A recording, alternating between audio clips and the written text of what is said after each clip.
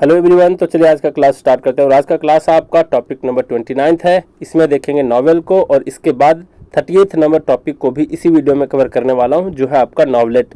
दोनों को देखेंगे, बहुत बेहतरीन तरीके से मैं आपको सिखाने वाला हूं। एक भी ऐसा नॉवेल नहीं है, एक भी ऐसा नॉवेल का ऑथर नहीं है जो आपके दिमाग में मैं छाप नहीं दूंगा। लेकिन उससे पहले मैं एक ज़रूरी बात आपको बताना चाहता हूँ। वो ज़रूरी बात ये है कि इतने सारे ऑथर्स हैं, इतने सारे नॉवेल्स हैं, याद कैसे करोगे? कैसे करोगे? अरे बिल्कुल आसानी से करेंगे, देखते जाओ कैसे कैसे आपको करना है, ठीक है। लेकिन ज़रूरी बात यह है कि आपको फर्स्ट टाइम में इस वीडियो को जब देख रहे हो तो यहीं तक देखना, चार्ल्स रीड यहीं तक देखना है आपको। इसके नीचे थॉमस हार्डी अभी नहीं देखना है, क्योंकि इस वीडियो के बेस्ट पर मैं 2 टेस्ट को बनाया हूँ। फर्स्ट टेस्ट को आपको लगाना है यहीं तक देखने के बाद, ठीक है। फिर से मैं आपको रिपीट कर देता हूँ, गलती मत करना। थॉमस हार्डी को अभी मत देखना, इसके बाद आप देखना स्टार्ट करना। लेकिन पहले इतने दूर तक सब चीज़ों को याद कर लो। जो भी फर्स्ट टेस्ट को मैं दूंगा वहाँ पर उस टेस्ट को 4 से 5 बार लगाना। हालांकि मैं बहुत अच्छे से ट्रिक से यहाँ पर बताने वाला हूँ, ठीक है। तो ट्रिक को भी ध्यान में रखना है और साथ में क्या करना है, उस टेस्ट को 4 से 5 बार लगाना है। उसके बाद फिर थॉमस हार्डी से कंटिन्यू करोगे इधर और सेकंड वीडियो लगाओगे। तो मुझे उम्मीद है ज़्यादा लालची नहीं करना है कि एक ही साथ में सर मुझे याद कर लेने हैं, ऐसा नहीं। धीरे धीरे रे मना, धीरे सब कुछ होए, माली सिंचाई 100 घड़ा, ऋतु आए फल होए। तो जैसे मैं आपको गाइड करता हूँ ना, वैसे वैसे कोशिश करो। ऐसा नहीं कि लालच में आ करके पूरा एक साथ पूरा एकदम याद किए जा रहे हैं ना, तो गड़बड़ कर दोगे थोड़ा सा, है ना। तो मैं जानबूझ करके कह रहा हूँ कि यहीं तक पहली बार में वीडियो को देखना है और उससे रिलेटेड जो भी टेस्ट आपको भेजा जाएगा उस टेस्ट को 4 से 5 बार एकदम एक ही दिन में लगा लो, कोई दिक्कत नहीं है, ठीक है। वैसे मैं उसको फ्लेक्सिबल मोड में करके रख दिया हूँ, कितना भी बार लगा लो कोई दिक्कत नहीं है। स्ट्रिक्ट तब मैं कर देता हूँ जब मुझे पता चलता है कि टेस्ट को कोई और स्टूडेंट लगा रहा है, मतलब अगर आप दूसरे को शेयर करते हो तब जा करके स्ट्रिक्ट मोड में उसको कर देता हूँ, ताकि और उस मोड में करने के बाद एक ही बार आप लगा पाओगे। लेकिन अभी फ्लेक्सिबल रखा हूँ, मल्टीपल टाइम्स आप टेस्ट को लगा सकते हो, कोई दिक्कत की बात ही नहीं है। तो बात करते हैं यहाँ पर प्रैक्टिस बैच के बारे में। अगर कोई पहली बार वीडियो को देख रहे हो फ्यूचर में यूट्यूब पे, तो इसको अगर ज्वाइन करना है प्रैक्टिस बैच को, तो आप मुझे इस व्हाट्सअप नंबर पर मैसेज करोगे, फिर देखना इस प्रैक्टिस बैच का चमत्कार, ठीक है। बात करते हैं यहाँ पर नॉवेल के ऊपर में। यहाँ पर कुछ भी समझने योग्य बातें नहीं है, सीधा सीधा पढ़ के भी समझ सकते हो। मैं आपको एक बार बता देता हूँ। बोला the word novel comes from the Italian word novella. अब ये इटालियन वर्ड नोवेला से आया है, स्पेनिश वर्ड नोवेला से आया है, यानी कि दोनों में नोवेला नोवेला होता है, बस यहाँ पर डबल एल है। दूसरी बात है, फ्रेंच में नोवेले रूट वर्ड है। मतलब इटालियन की बात करें, स्पेनिश की बात करें, फ्रेंच की बात करें, ये तीनों ही शब्दों से आया है नॉवेल, जिसका अर्थ होता है आपका उपन्यास, ठीक है। तो यहाँ तक क्लियर है। फिर है कि a novel is a prose narrative written for reading not for acting on stage. Obvious सी बात है, इसको स्टेज पे एक्ट नहीं किया जाता है, मतलब कोई नाटक नहीं है ये, है ना। नाटक होता तो भला इसको परफॉर्म किया जा सकता था। तो इसका अर्थ क्या हुआ कि एक जो उपन्यास है उसको प्रोज नैरेटिव में लिखा जाता है, यानी कि एक वैसी कथा है, नैरेटिव है, जिसको प्रोज फॉर्म में लिखा जाता है, पोएट्री में नहीं, ठीक है। जिसे पढ़ने के लिए लिखा जाता है और मंच पर परफॉर्म करने के लिए नहीं किया जाता। चलिए जी, यहाँ तक तो बिल्कुल आसान है। नेक्स्ट पॉइंट है, it is like a pocket theatre having all the elements of a play except the visual part. यहाँ पर ये कह रहा है कि एक पॉकेट थिएटर की तरह होता है नॉवेल, जिसमें नाटक के सभी एलिमेंट्स होते हैं सिवाय किसके, विजुअल पार्ट के, दृश्य वाले पार्ट को छोड़ करके बाकी इसमें सब कुछ होता है। ये भारी भरकम कुछ भी नहीं है, समझने योग्य बातें यहाँ पर कुछ थी नहीं, आप आराम से समझ सकते थे। यहाँ पर डेफिनेशन दिया है कि क्रिटिक्स ने क्या क्या इसके डेफिनेशंस दे रखे, तो मैटर कर जाता है कि जॉर्ज मेरेडिथ के हिसाब से अगर नॉवेल को बताया जाए कि ये किस तरीके से डिफाइन किया है नॉवेल को, तो ये ध्यान में रखना जरूरी हो जाता है। जेबी प्रिस्टली किस तरीके से डिफाइन किया है नॉवेल को, इसको भी ध्यान में रख लोगे। तो दोनों के हिसाब से आपको ध्यान रखना है कि जॉर्ज मेरेडिथ ने कहा है said a novel is A summary of actual life. George Meredith ने ये कहा कि उपन्यास जो है वो एक्चुअल लाइफ यानी वास्तविक जीवन का एक समरी है, सार है, ठीक है। जेबी प्रिस्टली ने डिस्क्राइब किया है it as a prose narrative about mostly imaginary characters and events। J B Priestley ने इसे प्रोज में लिखी ऐसी कथा बताया है जो मुख्य रूप से काल्पनिक पात्रों, इमेजिनरी कैरेक्टर्स है ना, काल्पनिक पात्रों और घटनाओं पर आधारित होती है। ऐसा किसने कहा? जेबी प्रिस्टली ने कहा। ध्यान में रखने की कोशिश करना। लेंथ ऑफ ए नॉवेल क्या होती है? तो 60,000 शब्दों से लेकर के 2 लाख शब्दों तक इसकी लंबाई होती है। कंटेम्प्रेरी नॉवेल कहने का मतलब है आधुनिक जो उपन्यास है, अभी के समकालीन यानी कि आधुनिक उपन्यास में 60,000 से लेकर के 2 लाख वर्ड्स तक इसमें होते हैं, इसके वर्ड्स के लिमिट्स होते हैं, उपन्यास की लंबाई होती है। तो इस चीज़ को ध्यान में रखने की कोशिश करोगे क्योंकि इसके बेस्ट पर एग्जाम में क्वेश्चन पूछे जाते हैं। अब आते हैं असली नॉवेल पर। असली नॉवेल को अब देखने वाले हैं कि कैसे इसको याद रखेंगे, जरा ध्यान दो। यहाँ पर है आपका ओलिवर गोल्डस्मिथ की लिखी गई एक नॉवेल है जो है the vicar of Wakefield. Sir कैसे याद रखेंगे? अरे बहुत आसान है याद रखना, समझो जरा।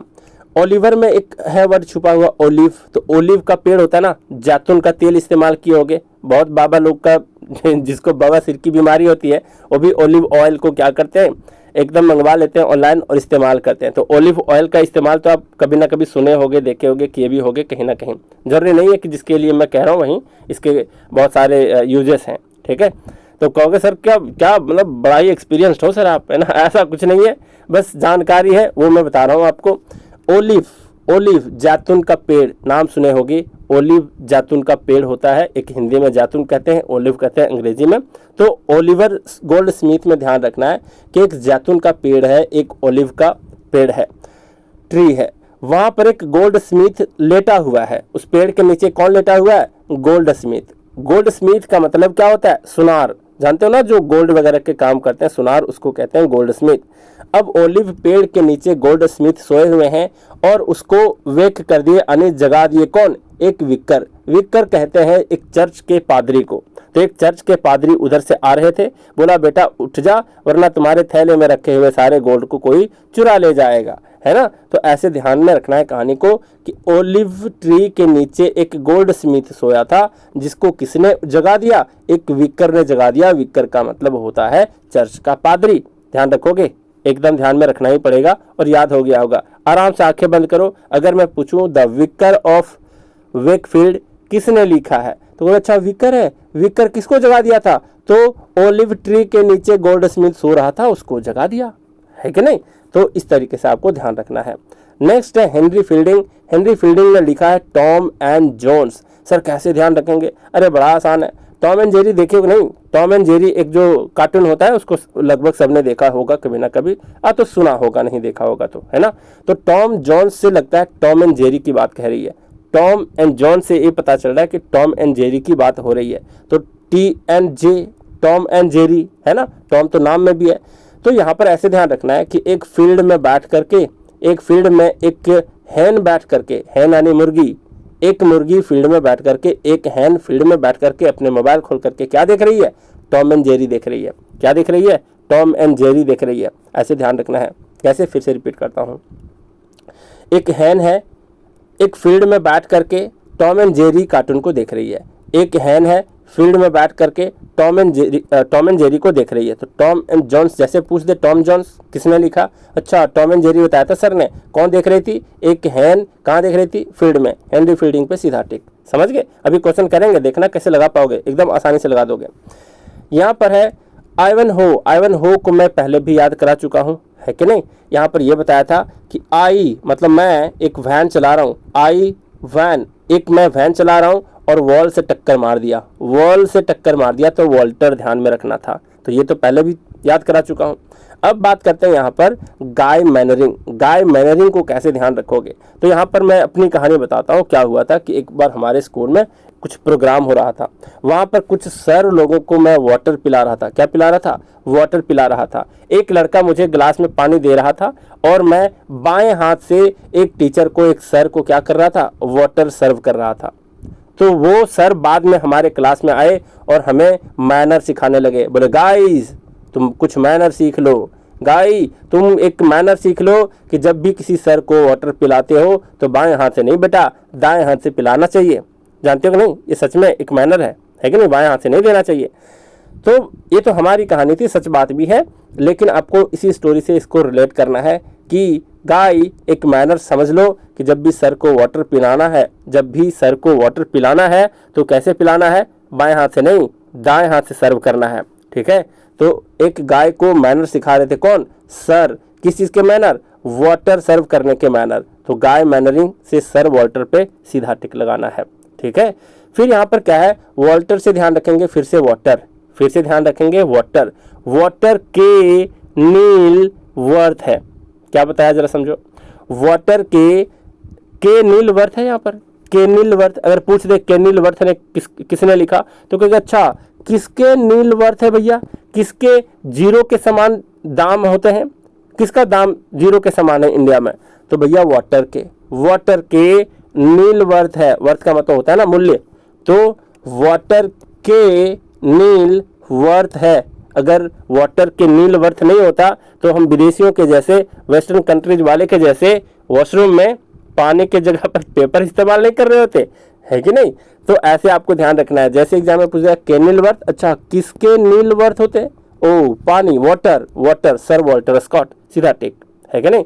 फिर है द ब्राइड ऑफ लैमरमूर। ध्यान रखना, लैमरमूर सच में एक जगह का नाम है, पहाड़ी इलाके का नाम है, जो है स्कॉटलैंड में। कहाँ है, स्कॉटलैंड में एक जगह है, पहाड़ी इलाका है, लैमरमूर नाम की एक जगह है। इस जगह की जितनी सारी ब्राइड होती हैं लैमरमूर की, वो स्कर्ट पहन करके एकदम घूम रही हैं गलियों में, है ना। बहुत ही यहाँ की ब्राइड लोग बदनाम है भैया, जब भी ससुराल जाती हैं स्कर्ट पहन के घूमती हैं। तो स्कर्ट से स्कॉट ध्यान रख लोगे तो सर वाल्टर स्कॉट पे सीधा टिक लगा दोगे। मुझे उम्मीद है समझ पा रहे होगे। ठीक है, या तो पूरा नहीं याद कर पा रहे तो ऐसे ध्यान रखो, लैमरमूर भूल जाते हो मान लो तो ऐसे ध्यान रखना, ब्राइड, अच्छा ब्राइड है, लैमरमूर भी ध्यान रखना चाहिए क्योंकि ब्राइड के नाम से और भी आपको रचनाएं मिल सकती हैं। लेकिन यहाँ ये ध्यान रखना है कि एक ब्राइड है जो स्कर्ट पहन के घूम रही है, नई एक ब्राइड आई है जो क्या कर रही है, स्कर्ट पहन करके घूम रही है। ऐसे ध्यान रखोगे, बिल्कुल आपको ध्यान रखना ही होगा। ठीक है, तो स्कर्ट से आप सर वाल्टर स्कॉट पे सीधा टिक लगा दोगे। यहाँ पर है जेन ऑस्टेन, और जेन ऑस्टेन के बारे में मैं पहले भी याद करा दिया हूँ कि प्राइड एंड प्रेजुडिस कौन लिखे हैं, जेन ऑस्टेन लिखे हैं। कैसे ध्यान रखवाया था कि जब सबसे ज़्यादा वर्ल्ड कप किसने जीता है, ऑस्ट्रेलिया ने जीता है। ऑस्ट से आपको ध्यान रखना, ऑस्ट्रेलिया। और ऑस्ट्रेलिया लोग इतने घमंडी थे कि लास्ट टाइम जब जीते थे वर्ल्ड कप तो वर्ल्ड कप के ऊपर, उस कप के ऊपर पैर रख करके सेलिब्रेट कर रहे थे। तो इससे क्या पता चलता है कि ऑस्ट्रेलियन लोग बहुत ही प्राइड होते हैं, बहुत ही ज़्यादा घमंडी होते हैं। बहुत ज़्यादा घमंडी कौन होते हैं, प्राइड होते हैं ऑस्ट्रेलियन टीम के खिलाड़ी लोग। तो ऑस्ट्रेलियन प्राइड यहाँ तक क्लियर है। ऑस्टेन से प्राइड एंड प्रेजुडिस ऐसे ध्यान रखना है। फिर अगला देखते हैं जरा पर, यहाँ पर ऑस्ट्रेलियन लोग प्राइड तो होते ही हैं लेकिन उनकी सेंसिबिलिटी भी बहुत कम होती है। सेंसिबिलिटी मतलब क्या, संवेदनशील बिल्कुल ही नहीं होते, बिल्कुल ही सेंसिबल नहीं होते, बिल्कुल ही संवेदनशील नहीं होते। इसीलिए तो कप पर पैर रख करके सेलिब्रेट कर रहे थे। तो कहाँ के लोग सेंसिबिलिटी कम होती है, किसकी सेंसिबिलिटी कम थी, ऑस्ट्रेलियन खिलाड़ी की। तो सेंसिबिलिटी आ जाएगा तो याद रख लोगे कि सच बात भी है कि इतने संवेदनशील बिल्कुल ही नहीं होते अगर तो उस वर्ल्ड कप के ऊपर पैर रख करके ऑस्ट्रेलियन खिलाड़ी थोड़े ना सेलिब्रेट कर रहे होते। तो ऐसे ध्यान रखना है। सेंसिबिलिटी, अच्छा सेंसिबिलिटी कहाँ के लोग होते हैं, कम होते हैं, बिल्कुल ही ऑस्ट्रेलियन लोग होते हैं कम, है ना। सेंसिबिलिटी से ऐसे कैच करना था। तो ये दोनों क्लियर है। अब बात करते हैं यहाँ पर एमा और यहाँ पर है परसुएशन। परसुएशन जरा देखो, परसुएड वर्ड जानते हो, परसुएड का मतलब होता है फुसलाना। ठीक है, अब यहाँ पर बात करते हैं क्या, यहाँ पर जो है एक बंदा जो है वो अपनी माँ से कह रहा है ए माँ, है ना, ए माँ कह के उसको परसुएड कर रहा है, मतलब अपनी माँ को परसुएड कर रहा है, यानी फुसला रहा है। परसुएशन को ध्यान रखना, परसुएड से ए माँ सुनो ना, और इस तरीके से परसुएड कर रहा है और कह रहा है आज मैं 10 बजे आऊँगा, यानी आज 10, आज मैं 10 बजे घर आऊँगा, मैं आज 10 बजे घर आऊँगा, ए माँ आज मैं 10 बजे घर आऊँगा। और ये से कह के माँ को फुसला रहा है, परसुएड कर रहा है, मनाने की कोशिश कर रहा है ना। मान लो छोटा सा लड़का है, 7वीं 8वीं कक्षा का है, वो कह रहा है ए माँ आज मैं 10 बजे घर आऊँगा क्योंकि दोस्तों के साथ पार्टी करनी है। और इस तरीके से बच्चा परसुएड कर रहा है। ठीक है, तो एमा परसुएशन, एमा एक और दूसरा परसुएशन कौन लिखे हैं, आज मैं 10 बजे आऊँगा, ए माँ परसुएड कर रहा है, आज मैं 10 बजे आऊँगा, आज 10 ऑस्टेन, मुझे उम्मीद है थोड़ा थोड़ा दिमाग में तो जा ही रहा होगा। बाकी टेस्ट लगाने के बाद मैं बोला हूँ आपको 5 बार लगाना है, सबको लगाना है, ठीक है। मैं देखूंगा कि कितने जल्दी आप याद कर पाते हो। तो यहाँ तक सारी बातें क्लियर है। अब बात करते हैं चार्ल्स डिकेंस के। चार्ल्स डिकेंस के बहुत ही इंटरेस्टिंग, इसको भी याद करवा दूंगा सारे के सारे, ठीक है। यहाँ पर जरा बात करते हैं, पहला क्या है। तो पहला आपका पिकविक पेपर्स। पिकविक पेपर्स है, कैसे ध्यान में रखोगे, ऐसे ध्यान में रखोगे। यहाँ पर क्या है, पिक से है पिकल, पिक से है पिकल, पिकल मतलब अचार होता है, पिकल। और पेपर्स, पेपर्स में हमने पिकल्स को लपेटा और अपने डिक्की में डाल के ले गया अपने वर्क प्लेस पे। मान लो आप काम करने जाते हो ऑफिस और उस ऑफिस में खाना ले जाते हो, तो पेपर्स में क्या किया आपने, पिकल को लपेटा और अपने डिक्की में डाल लिया। डिक्की मतलब समझते हो, डिक्की कहने का मतलब होता है गाड़ी में जो डिक्की होता है ना, साइड बॉक्स, उसी बॉक्स को डिक्की कहते हैं, अगर कोई नहीं जानते होगे तो। लेकिन मुझे लगता है कि आप में से सब कोई जानते होगे कि साइड बॉक्स जो होता है बाइक में उसको डिक्की ही बोलते हैं, है ना। तो पेपर्स में पिकल को लपेट के हमने कहाँ रखा, डिक्की में। तो डिक्की से आपको ध्यान रखना है डिकेंस, चार्ल्स डिकेंस पे सीधा टिक लग जाना चाहिए, ठीक है। फिर अगला है डेविड कॉपरफील्ड। बस यहाँ कॉपर पकड़ के रखो, सारी बातें को भूल जाओ। कॉपर, कॉपर जैसे देख लोगे आपके दिमाग में आ जाना चाहिए कि हमारी जो गाड़ी की जो डिक्की है वो किसकी बनी है, कॉपर की बनी है। कॉपर की क्या बनी है, आपकी डिक्की। डिक्की से डिकेंस पे टिक लगा देना है, ठीक है। कॉपर की क्या बनी है, आपकी डिक्की, डिक्की से डिकेंस पर टिक लगा देना है। चलो यहाँ तक अच्छी बात है। फिर क्या होता है, यहाँ पर अ टेल ऑफ 2 सिटीज़ है। तो आपकी जो डिक्की है ना, वो जिस ब्रांड की है वो बस आपके इलाके में 2 ही शहर में मिलती है, ठीक है। तो 2 सिटीज़, 2 ही शहर में ये अवेलेबल है, बाकी जगह ये नहीं मिलती। डिक्की जैसे नोएडा और दिल्ली मान लो, बस यही दोनों जगह पर ये डिक्की मिलती है, बाकी किसी शहरों में नहीं मिलती। तो 2 शहर में, 2 सिटीज़, 2 शहर में क्या मिलती है, आपकी डिक्की जो कि कॉपर की बनी हुई है, ठीक है। तो 2 शहरों में क्या मिलती है, डिक्की। डिक्की से डिकेंस पे सीधा टिक लगा देना है, ठीक है। अगला यहाँ पर बात करते हैं ग्रेट एक्सपेक्टेशंस और हार्ड टाइम्स और ओलिवर ट्विस्ट। ओलिवर ट्विस्ट है ना, ओलिवर ट्विस्ट। फिर एक ओलिवर और करके है, शायद ओलिवर ट्विस्ट को ही हमने एक इसके ऊपर बेस्ट मूवी देखी थी कॉलेज टाइम में, मैं भूल गया एक्चुअली, है ना। लेकिन ओलिवर ट्विस्ट ही, हाँ, इसी के बेस्ट पर एक मूवी भी आई है जिसको हमने देखा हुआ था, चार्ल्स डिकेंस की। तो बात करते हैं यहाँ पर इसके बारे में, ग्रेट एक्सपेक्टेशंस, हार्ड टाइम और ओलिवर ट्विस्ट को कैसे ध्यान में रखोगे जरा देखो। यहाँ पर यह है कि डिक्की से, यानी हमारे जो डिक्की है, मान लो कि आप अपने काम करने गए हो बाइक से और आपकी डिक्की में बहुत इंपॉर्टेंट सारे आपने डॉक्यूमेंट्स को रखा हुआ है ना। जब डॉक्यूमेंट्स को रखे हुए हो और आंधी तूफान के साथ बारिश आ गई है, तो आप ऐसे कहते हो कि हमें बहुत ही ज़्यादा ग्रेट एक्सपेक्टेशंस है इस हार्ड टाइम में, मतलब मुसीबत के समय में। हार्ड टाइम्स कहने का मतलब, हार्ड टाइम्स कहने का मतलब आंधी तूफान है, बारिश है, तो उसमें अपने डिक्की से आप बहुत ही ग्रेट एक्सपेक्टेशंस रख रहे हो कि भैया अभी हार्ड टाइम्स में ये ट्विस्ट ना हो जाए। ट्विस्ट अगर हो गया, टूट गया, फट गया, तो पता चला कि इसमें बहुत ज़्यादा पानी घुस आया, और पानी एक बार घुस आया तो आपके सारे डॉक्यूमेंट्स भीग गए, और भीग गए तो फिर ख़राब हो जाएगा, है ना। तो इसलिए क्या है यहाँ पर, ग्रेट एक्सपेक्टेशंस, बहुत ज़्यादा एक्सपेक्टेशंस किए हो, किससे, अपने डिक्की से, कि हार्ड टाइम्स यानी मुसीबत के समय, हार्ड टाइम्स का मतलब मुसीबत का समय होता है, तो हार्ड टाइम्स में यानी आंधी तूफान के समय में, बारिश के समय में, हार्ड टाइम्स में, एक सेकंड रुको मैं फैन ऑफ कर देता हूँ, हाँ जी। तो ग्रेट एक्सपेक्टेशंस जैसे देखोगे तो ये तीनों एक साथ आपके दिमाग में आ जाना चाहिए। कैसे कि ग्रेट एक्सपेक्टेशंस कब थी आपको, हार्ड टाइम्स में, यानी बारिश के समय, आंधी तूफान आ गया था उस समय, ठीक है। और कैसा उम्मीद आप कर रहे थे, एक्सपेक्ट कैसा कर रहे थे कि हमारा जो डिक्की है वो ट्विस्ट ना हो जाए, वो टूट ना जाए, ट्विस्ट ना हो जाए। ध्यान रखोगे, बस इतनी सी बात ध्यान में रखने की कोशिश करना। फिर यहाँ पर MCQ करेंगे तो भी वहाँ पर रिपीट कर दूंगा, आपको टेंशन नहीं लेना है। बात करते हैं यहाँ पर WM ठाकरे, यहाँ पर है वैनिटी फेयर। ये क्या है, वैनिटी फेयर। अब आप लोग जानते होंगे कि जो ठाकरे ब्रदर्स हैं, राज ठाकरे, उद्धव ठाकरे, महाराष्ट्र की कहानी जानते होंगे। यूपी वाले भैया लोग को देखना पसंद नहीं करते, वो है कि नहीं, बोलते हैं यहाँ हिंदी नहीं चलेगी, रहना है तो मराठी बोलो। अभी की घटना जानते हो नहीं, दोनों ठाकरे ब्रदर ने क्या किया, ठाकरे ब्रदर्स कोई देख लो, इतना ज़्यादा वैनिटी है, इतना ज़्यादा घमंडी है। वैनिटी का मतलब क्या, घमंडी। वैनिटी का मतलब क्या, घमंडी।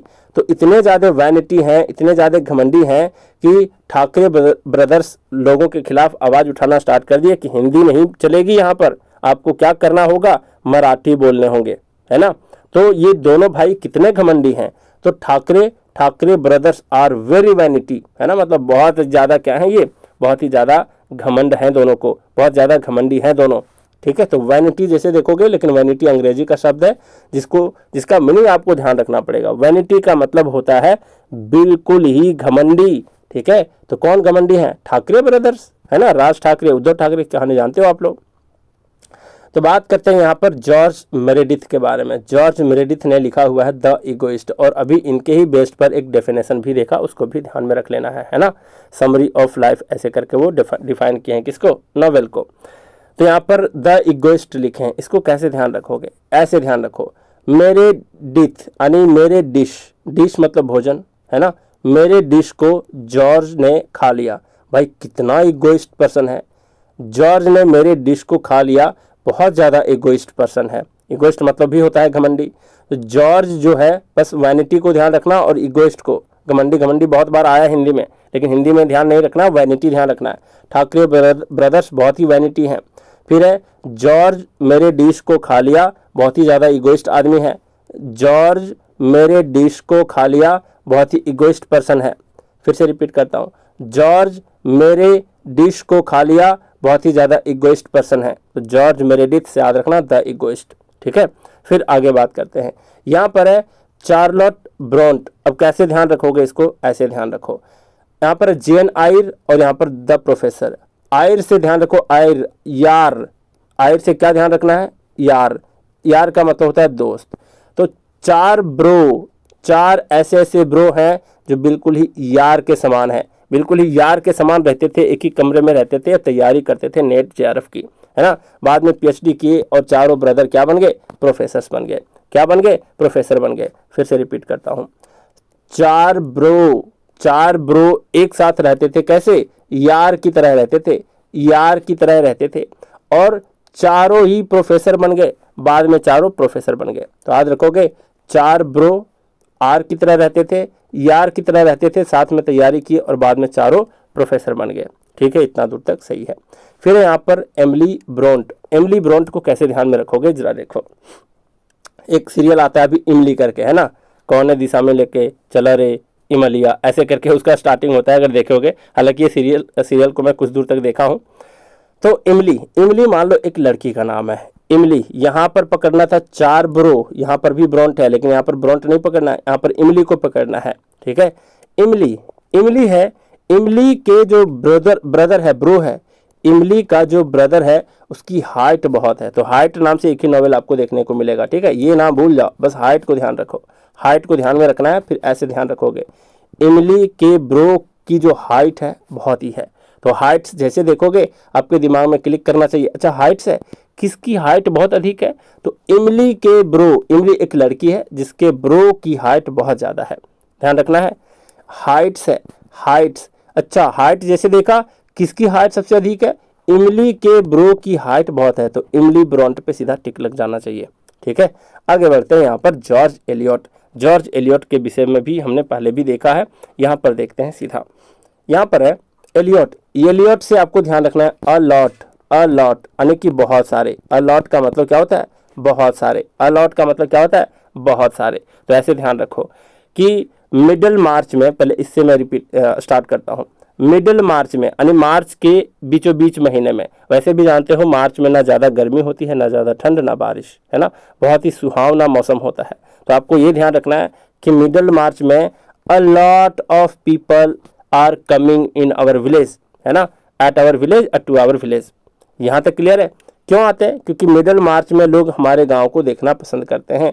तो मिडिल मार्च में अ लॉट ऑफ पर्सन आते हैं, कहाँ, अ लॉट ऑफ लोग आते हैं हमारे गांव में घूमने के लिए, क्योंकि यहाँ का मौसम बहुत ही सुहावना होता है। ध्यान रख पाओगे, मिडिल मार्च में ही लोग अ लॉट ऑफ पीपल घूमने जाते हैं, कहाँ पर, कहीं पर भी घूमने जाते हैं। ज़्यादा ठंड हो तो ज़्यादा लोग जाते नहीं, ज़्यादा गर्मी होती है तो ज़्यादा लोग जाते नहीं हैं। मिडिल मार्च में अक्सर लोग गांव घूमने को आते हैं, ऐसे इमेजिन करना है। जिसकी इमेजिनेशन क्षमता ठीक ठाक होगी, मेरे बातों को रिलेट कर पाते होगे, तो डेफिनेटली आप एक भी पॉइंट को नीचे नहीं गिरने देते होगे, सीधा एक कान में घुसाते होगे, दूसरा कान को बंद, मतलब समझे, निकलना नहीं चाहिए बाहर। चलो बात करते हैं यहाँ पर मिडिल मार्च में यानी मार्च के बीचों बीच महीने में अ लॉट ऑफ पीपल आते हैं हमारे गांव घूमने के लिए, क्योंकि मिडल मार्च में हमारे गांव का मौसम बहुत ही मस्त होता है।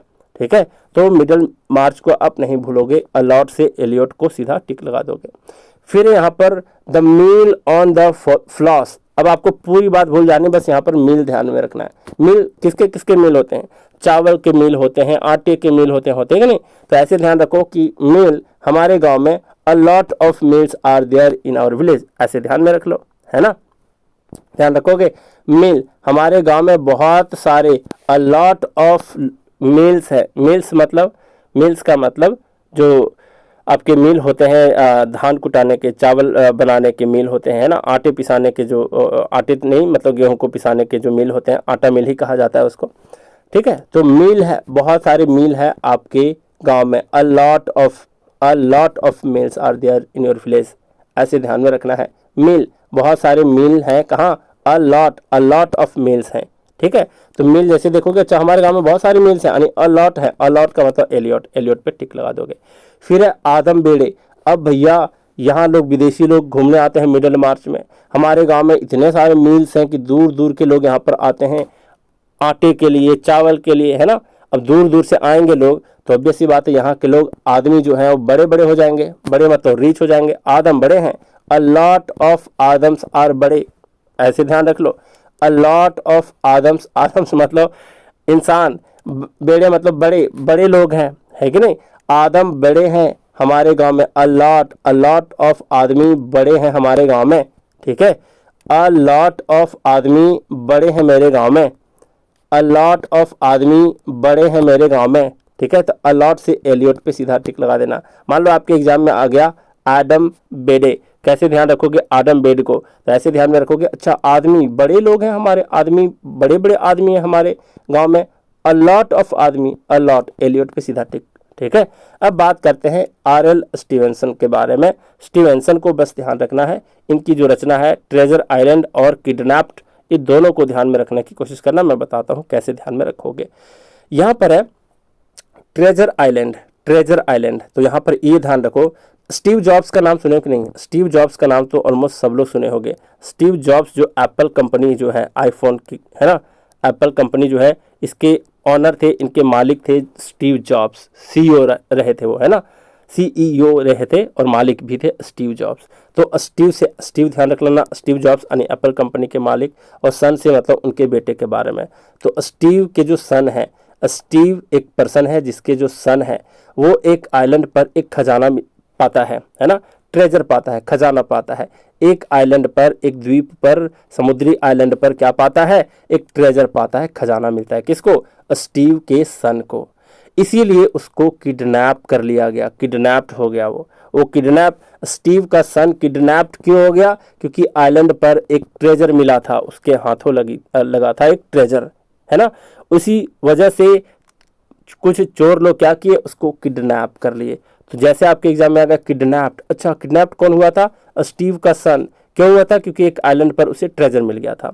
चलो पूछ देगा, मान लो ट्रेजर आइलैंड, कैसे ध्यान रखोगे? अच्छा आइलैंड पर ट्रेजर मिल गया था, किसको? स्टीव के सन को, इसलिए तो इसको किडनैप कर लिया गया, है ना। तो ये दोनों पॉइंट बिल्कुल ही क्लियर होगा स्टीव के सन के विषय में।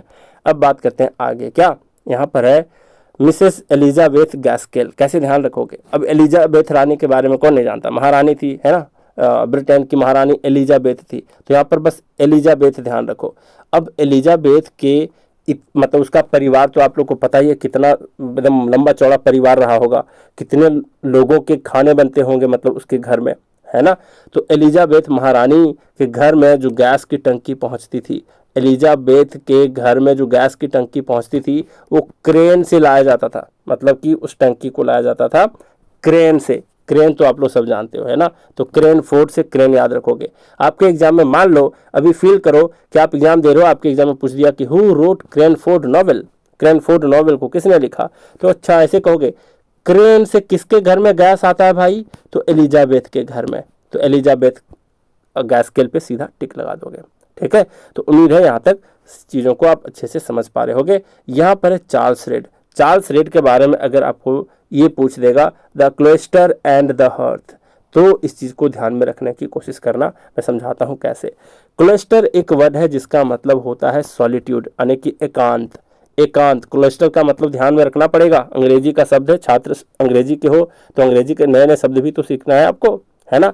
हर्थ का बहुत सारा मीनिंग होता है, चूल्हा होता है, भट्टी होता है, घर भी होता है, हर्थ का मतलब हाउस भी होता है, ठीक है। तो यहाँ पर क्या है कि अगर आपको अच्छे से रीड करने हैं, स्टडी करने हैं, रीड करने हैं, तो एकांत में बना हुआ घर ही बहुत अच्छा होता है रीड करने के लिए, ठीक है।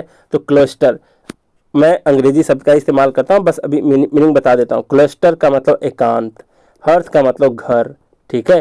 तो यहाँ पर ये ध्यान रखना है कि जैसे आपके एग्जाम में आएगा the cluster and the hearth, तो ध्यान में लाना पड़ेगा।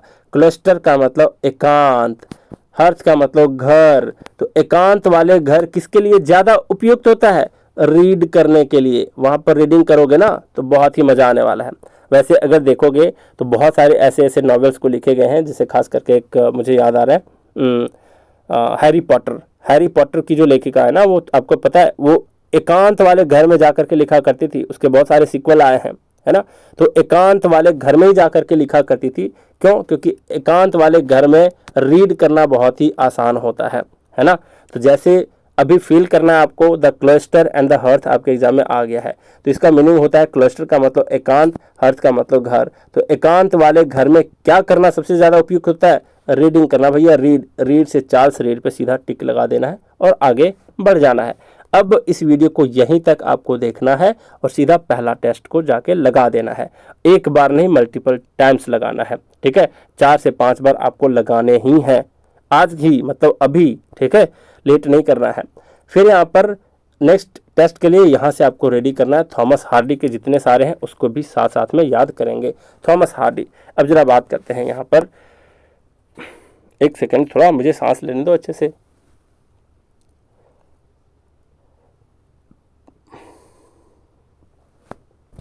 चलो ठीक है, अब थॉमस हार्डी के बारे में देखते हैं।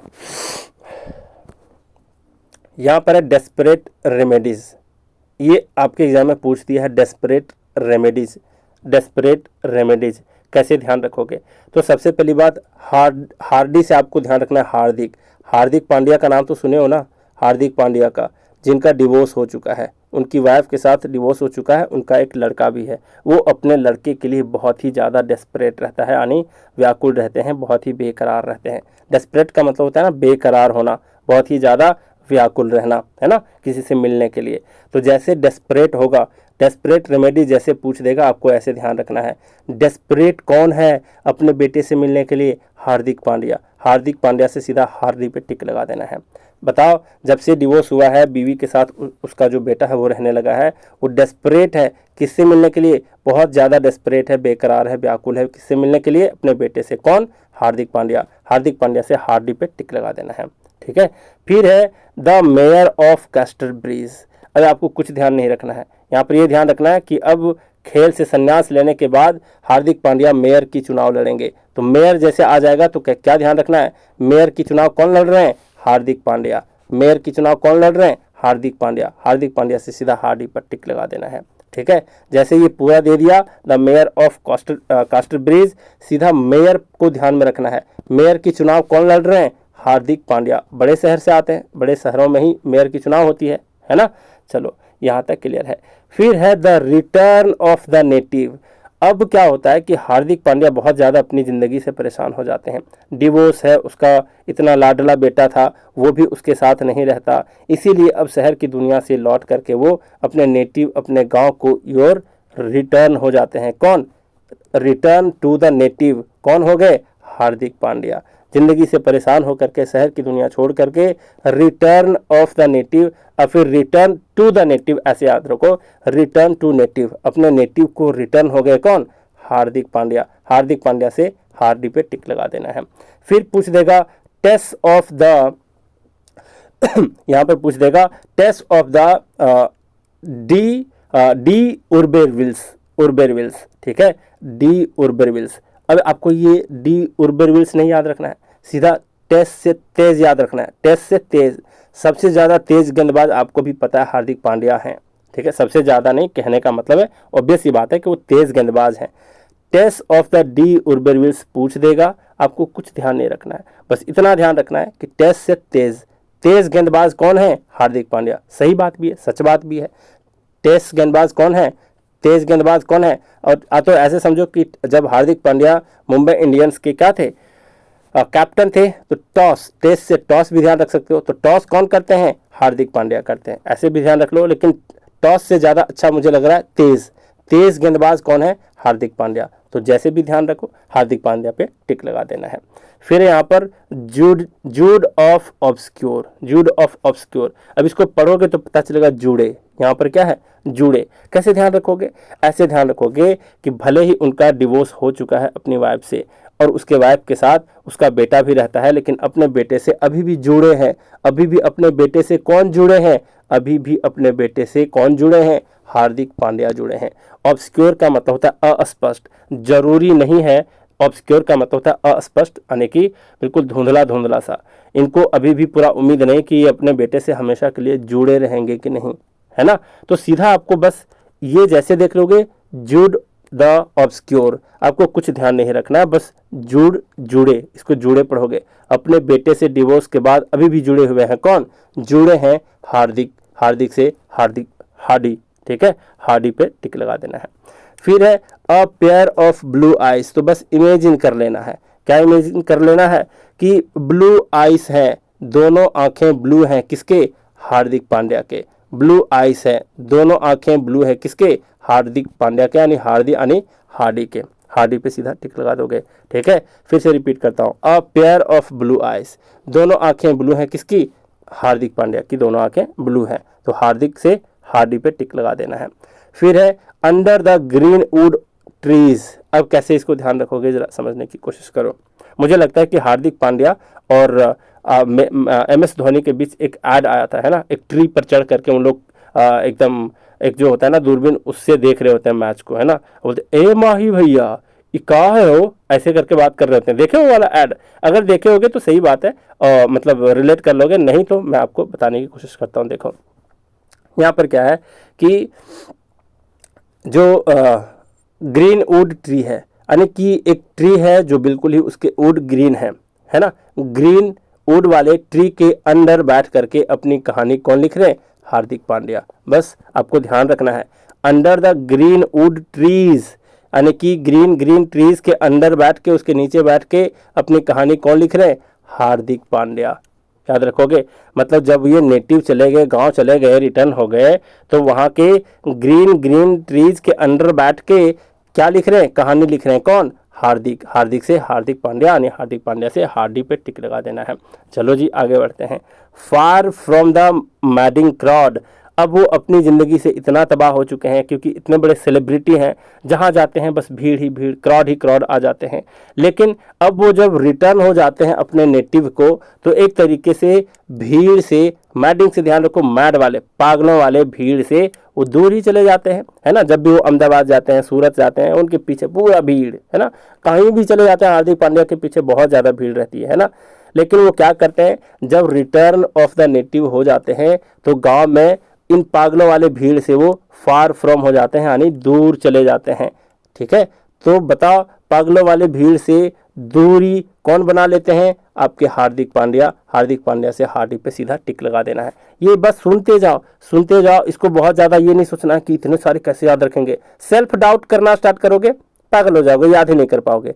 जिस वक्त जिस पॉइंट को बता रहा हूँ, बस उस पर फोकस होना चाहिए आपका, बस उतना ही फोकस करना, देखना कैसे MCQ आप सारे के सारे लगा लोगे, एकदम आसानी से लगा लोगे। बात करते हैं यहाँ पर H.G. वेल्स कौन कौन से नॉवेल्स को लिखे हैं। यहाँ पर है द टाइम मशीन।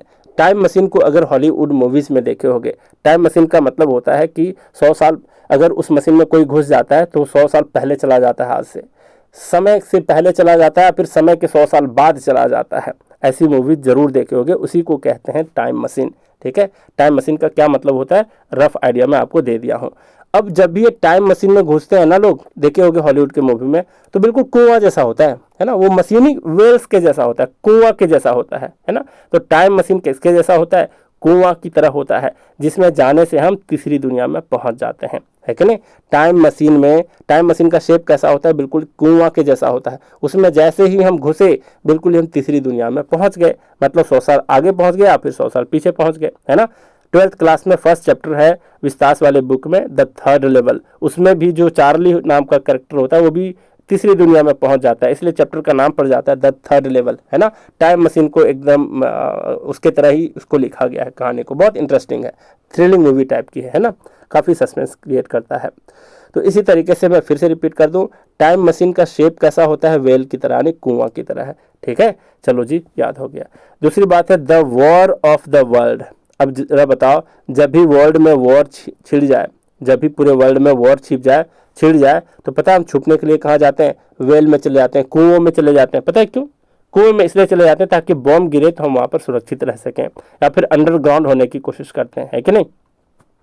तो सबसे सेफ जगह क्या होता है कि कुएं में ही हम अपना थोड़ा सा कुछ डाल वाल के रॉड वॉड डाल के कुछ वहाँ ठहरने का इंतजाम कर लेते हैं। ऐसा सच में देखा गया है, वर्ल्ड वॉर के समय में बहुत लोग कुएं में छुप जाते थे ताकि यहाँ पर हम बॉम्ब से बचे रहें, है ना। बिल्डिंग के नीचे अगर किसी का कुआं है तो वहाँ पर चले गए। मतलब आपको बस ध्यान रखना है कि war of the world, world का वॉर जब भी छिड़ गया तो आप कहाँ छुप गए, वेल्स में। पूरे वर्ल्ड में अगर वॉर छिड़ गया तो आप कहाँ छुप गए, वेल्स में यानी कुएं में। चलो ये भी याद हो जाना चाहिए। फिर यहाँ पर क्या है, यहाँ पर है टोनो बंगी। टोनो बंगी को कैसे ध्यान रखोगे, टोनो बंगी को ऐसे ध्यान रखना है, मैं आपको बता देता हूँ। टोनो से बस इतना ध्यान रखो, जादू टोना, जादू टोना, है ना, जादू टोना ध्यान में रखना है। टोनो को जैसे ही ध्यान रखोगे तो जादू टोना ध्यान में रखना है, ठीक है, बहुत ज़्यादा कुछ नहीं। टोनो से, टोनो बंगी से सीधा ही टोना, जादू टोना, जादू टोना, इतना ही ध्यान रखना है। एक का वर्ड पकड़ लोगे तो आराम से ये कर लोगे। अब यहाँ पर क्या है, ऐसे ध्यान में रखना है कि जादू टोना कोई कर रहा है कुएं में उतर करके, कुएं में उतर करके कोई जादू टोना कर रहा है ताकि कोई व्यक्ति उसको रात के अंधेरे में देख ना ले। जादू टोना करने में एक ऐसा माना जाता है कि हमें कोई देख ना ले जादू टोना करते हुए, वरना वो जादू टोना सफल नहीं होता। तो भैया हर जगह इंसान है, पॉपुलेशन इतना बढ़ रहा है हमारे इंडिया का, है ना, एकदम वर्ल्ड का तो नंबर 1 हो ही गए हैं, चाइना को पीछे छोड़ ही दिए हैं। तो इसलिए कोई देख ना ले जादू टोना करते हुए, जादू टोना करते हुए, जादू टोना करते हुए कोई हमें देख ना ले, इसी वजह से हम जादू टोना कहाँ कर रहे हैं, वेल्स में यानी कुआं में। तो HG वेल्स में सीधा टिक लगा दोगे, ठीक है, यहाँ तक सही है जी। अब आगे बढ़ते हैं।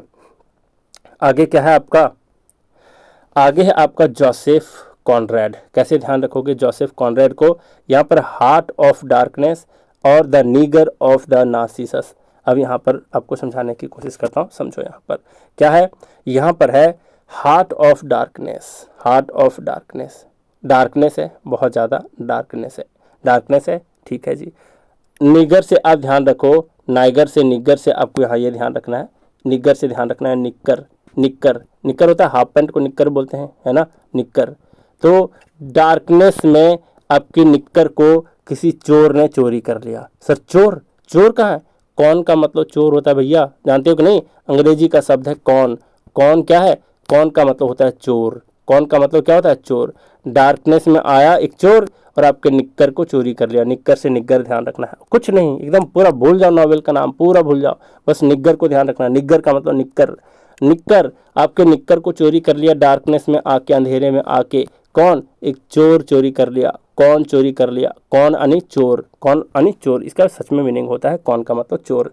तो ऐसे पूछ देगा हार्ट ऑफ डार्कनेस, अच्छा डार्कनेस में आया था कौन, एक कौन आया था यानी चोर आया था। चलो क्लियर हो गया। फिर है the nigger of the Narcissus, आ गया है निगर, अच्छा निक्कर, मेरे निक्कर को चोरी कर लिया कौन, एक कौन आके चोरी कर लिया था, कौन से चोर, है ना। कॉनरेड पे सीधा टिक लगा दोगे। बहुत भारी है, कुछ भी भारी नहीं है, बस जिस समय जिस चीज़ को बता रहा हूँ उस पर फोकस करना। फिर यहाँ पर रुडयार्ड किपलिंग, इनके द्वारा लिखी गई है किम और the jungle book. Jungle book तो सब लोग देखे होंगे, मूवी है ना, एकदम कार्टून वाली मूवी है, बहुत मज़ा आया था देख करके, इसको भी मैंने थिएटर में देखा था। तो बात करते हैं यहाँ पर किम। तो पता है यहाँ पर क्या है, किम, किम है, किपलिंग से ध्यान रखो, किलिंग, किपलिंग से किलिंग। रूड का मतलब बहुत ही ज़्यादा रूड, कोई व्यक्ति रूड होता है ना, बहुत ज़्यादा रूड होता है, यानी कि बहुत ज़्यादा निर्दयी होता है, क्रूर होता है ना, रूड बोलते हैं उसको, निर्दयी बोलते हैं। तो बताओ किम योंग जो है, किम योंग जानते हो कि नहीं, किम जोंग, किम जोंग जो आपके नॉर्थ कोरिया के किंग है वहाँ के, वो किंग क्या है, बहुत ही ज़्यादा रूड है। बस रूड याद रखो यहाँ से, और किम से याद रखो किम जोंग। किम जोंग कौन है, नॉर्थ कोरिया के प्रेसिडेंट हैं, ठीक है। तो किम जो है सबसे ज़्यादा रूड है, और सच बात भी है। टकला को देखे होगे आप लोग, है ना, किम जो है पूरा टकला नहीं है, मतलब उसका स्टाइल है वो। तो किम जो है सबसे ज़्यादा रूड प्रेसिडेंट अगर धरती में है तो वो किम है ना। कौन है? किम है। किम कौन है? सबसे ज़्यादा रूड है। रूड से रूड यार्ड पे सीधा टिक लगा देना है। फिर है the jungle book. The jungle book में एक शेरू रहता है, शेर, है ना। जंगल का किंग कौन है? जंगल का किंग शेर है, जो बहुत ही रूड होता है। ऑब्वियस सी बात है, शेर किसी की सुनता थोड़े है, सबसे ज़्यादा रूड तो वही होता है। कहानी में भी कुछ वैसे ही दिखाया गया है ना। तो जंगल बुक में, द जंगल बुक में जंगल का जो किंग है वो बहुत ही ज़्यादा रूड है, रूड है, ठीक है। रूड यार्ड पे टिक लगा दोगे तो याद हो गया होगा। बात करते हैं वर्जीनिया उल्फ ने क्या क्या लिखे हैं। ये भी एक महिला ऑथर है ना। इनके बारे में ज़रा देखते हैं। यहाँ पर क्या है? To the lighthouse, the waves और मिस्टर डेलोवे, है ना। इसको ध्यान में रखना है। तो यहाँ पर कैसे ध्यान रखेंगे? मिसेस डालवे, यहाँ पर मिसेस डालवे है ना, Dalloway, the waves, to the lighthouse, कैसे ध्यान रखेंगे जरा देखो। यहाँ पर क्या है कि एक वर्जिन उल्फ है, एक वर्जिन उल्फ है, मतलब वर्जिन का मतलब कुंवारी कन्या होता है, उल्फ का मतलब होता है भेड़िया। तो एक कुंवारी भेड़िया है, एक वर्जिन भेड़िया है, एक कुंवारी भेड़िया है, एक वर्जिन भेड़िया है, जो कि समुद्र के वेव्स को देखने के लिए लाइट हाउस पे चढ़ गई। समुद्र के वेव्स को देखने के लिए कहाँ चढ़ गई? Light house. और बता दूं, जो लोग दुनिया से बाहर नहीं गए हैं उनको बता देता हूँ, ये लाइट हाउस हमारे घर के बगल में नहीं रहता, ना आपके घर के बगल में रहता है, ये रहता है समुद्र के किनारे, ठीक है। लाइट हाउस का काम क्या होता है? उसके ऊपर एक लाइट होता है। मैं चढ़ा हूँ लाइट हाउस पे। महाबलीपुरम का नाम आप लोगों ने सुना होगा, ठीक है। महाबलीपुरम जो है वो पल्लव डायनेस्टी वगैरह का पढ़े होगे, है ना। तो वहाँ पर एक महाबलीपुरम नाम का एक जगह है जहाँ पर बहुत सारे मंदिर हैं और रॉक गार्डन वगैरह है। तो समुद्र के किनारे ही है वो, ठीक है। तो वहाँ के लाइट हाउस में मैं चढ़ा हूँ। तो लाइट हाउस जो होता है ना, इसका काम होता है कि उसके ऊपर एक बहुत ही मतलब मस्त एक खंबा होता है, बहुत बड़ा स्ट्रक्चर होता है ना। और इसके ऊपर कहीं लाइट चल रहा होता है, और ये लाइट है ना चारों दिशा में अपना एक प्रकाश छोड़ रहा होता है, प्रकाश छोड़ रहा होता है। इससे क्या होता है कि समुद्र के जो यात्री होते हैं, जो नाविक होते हैं, जो मछुआरे होते हैं, वो लाइट को देखते देखते देखते देखते वो किनारे पे चले आते हैं। यही काम होता है बेसिकली लाइट हाउस का। तो ध्यान रखोगे, लाइट हाउस समुद्र के किनारे होता है, समुद्र में ही बड़े बड़े वेव्स होते हैं, और वेव्स का नज़ारा लेने के लिए एक वर्जिन उल्फ यानी एक कुंवारी भेड़िया कहाँ चढ़ जाती है? लाइट हाउस पे। लाइट हाउस पे चढ़ तो गई है तो वो जानवर, लेकिन उतरने के उसको वे यानी रास्ते, वो रास्ते ही भूल गई, रास्ते ही भूल गई। समझ पा रहे हो? तो ऐसे ध्यान में रखना है। यहाँ पर होगा मिसिस डालवे, मिसेस डालवे है, वे है, डालवे है, तो ध्यान रखना होगा। अच्छा, वे अपना रास्ता लाइट हाउस पे जाकर के कौन भूल गई थी? एक वर्जिन उल्फ, वर्जिन उल्फ पे टिक लगा दोगे। फिर है द वेव्स, वेव्स को देखने के लिए लाइट हाउस पे कौन चढ़ी थी? एक Virginia Woolf. To the lighthouse, अच्छा लाइट हाउस, हाँ लाइट हाउस पे कौन चढ़ी थी? एक वर्जिन उल्फ, सीधा टिक लगा देना है, ठीक है। फिर बात करते हैं यहाँ पर जेम्स जॉयस। जेम्स जॉयस जो है वो क्या क्या लिखे हैं जरा बात करते हैं। एक लिखे हैं यूलिसिस, यूलिसिस। अब यहाँ पे थोड़ा सा कंफ्यूजन हो जाएगा। क्यों हो जाएगा? क्योंकि आपने पढ़ा होगा लॉर्ड टेनिसन के बारे में, वो लिखे थे एक कविता जिनका नाम भी था यूलिसिस, सेम नाम था। दोनों को मैं अभी याद करवा देता हूँ, क्योंकि ये कविता तो है नहीं, ये नॉवेल है। अगर ये आपके एग्जाम में पूछेगा तो दोनों ऑप्शन में से या तो टेनिसन होगा या तो जेम्स जॉयस होंगे, दोनों में से कोई एक होगा। अगर दोनों होगा तो इसके बगल में लिख देगा कि ये नॉवेल है, ना कि पोएट्री। अगर पोएट्री होगा तो इसके साथ पोएट्री लिखेगा, तब आपको लॉर्ड टेनिसन पे टिक लगाना है। लेकिन मैं अभी आपको याद करा देता हूँ, आपके सिलेबस में भी है वो चीज़ को पढ़ना, यूलिसिस को। अब जरा बात करते हैं कैसे ध्यान में रखोगे, जरा देखो। यहाँ पर क्या है, सबसे पहली बात ये याद रखो कि यूलिसिस, यूलिसिस है ना, यूलिसिस कैसे ध्यान में रखना ये आपको मैं बता रहा हूँ। यहाँ है कि यूलिसिस यानी उसकी जो सीस है वो टेनिस खेलते समय बहुत ही जॉय से भर जाती है। ध्यान रखोगे, मैं क्या बताया? यूलिसिस में आपको ध्यान रखना है, यूलिसिस उसकी सीस, उसकी सीस, सीस का मतलब सिस्टर को सीस बोलते हैं ना, उसकी सीस। यूलिसिस से क्या ध्यान रखना है? उसकी सीस। यूलिसिस से क्या ध्यान रखना है? उसकी सीस। उसकी सीस यानी उसकी सिस्टर जब टेनिस खेलती है, जब टेनिस खेलती है, जब टेनिस खेलती है तो जॉय से भर जाती है, जॉय से भर जाती है। जॉय से ध्यान रखोगे जेम्स जॉयस, टेनिस से ध्यान रखोगे अल्फ्रेड लॉर्ड टेनिसन, याद रखोगे। तो दोनों लिखे हैं, और ये जो टेनिसन लिखे हैं ना, टेनिसन, वो यूलिसिस नाम के पोइट्री को लिखे हैं, और नॉवेल जो है वो जेम्स जॉयस लिखे हैं। याद रख पाओगे? बिल्कुल आसान है, फिर से रिपीट कर देता हूँ। यूलिसीज से ध्यान रखना है, उसकी सीस जब भी टेनिस खेलती है तो जॉय से भर जाती है। जॉय से याद रखोगे जॉयस, टेनिस से याद रखोगे टेनिसन, है ना। टेनिसन पे सीधा टिक लगाना है जब पोएट्री पूछे, और जब नॉवेल पूछे तो जॉयस। ठीक है, यहाँ तक तो क्लियर है। नेक्स्ट बात है a portrait of the artist as a young man. कैसे इसको ध्यान रखोगे? इतना लंबा चौड़ा याद रखोगे? याद रख लो, देखो मैं कैसे बताता हूँ। एक यंग मैन जो कि एक आर्टिस्ट है, एक यंग मैन जो कि एक आर्टिस्ट है ना, और जो उसकी आर्टिस्ट की ही खुद की पोर्ट्रेट है, यानी कि तस्वीर लगी है, जिसमें वो बहुत ही ज़्यादा जॉय नज़र आ रहे हैं। सबसे पहली बात कि आर्टिस्ट है तो नाराज़ क्यों रहेगा? जॉय से भरा रहेगा, है कि नहीं। एक यंग मैन भी भैया बूढ़ा तो है नहीं, तो ऑब्वियस सी बात है ये जॉय से भरा हुआ रहेगा।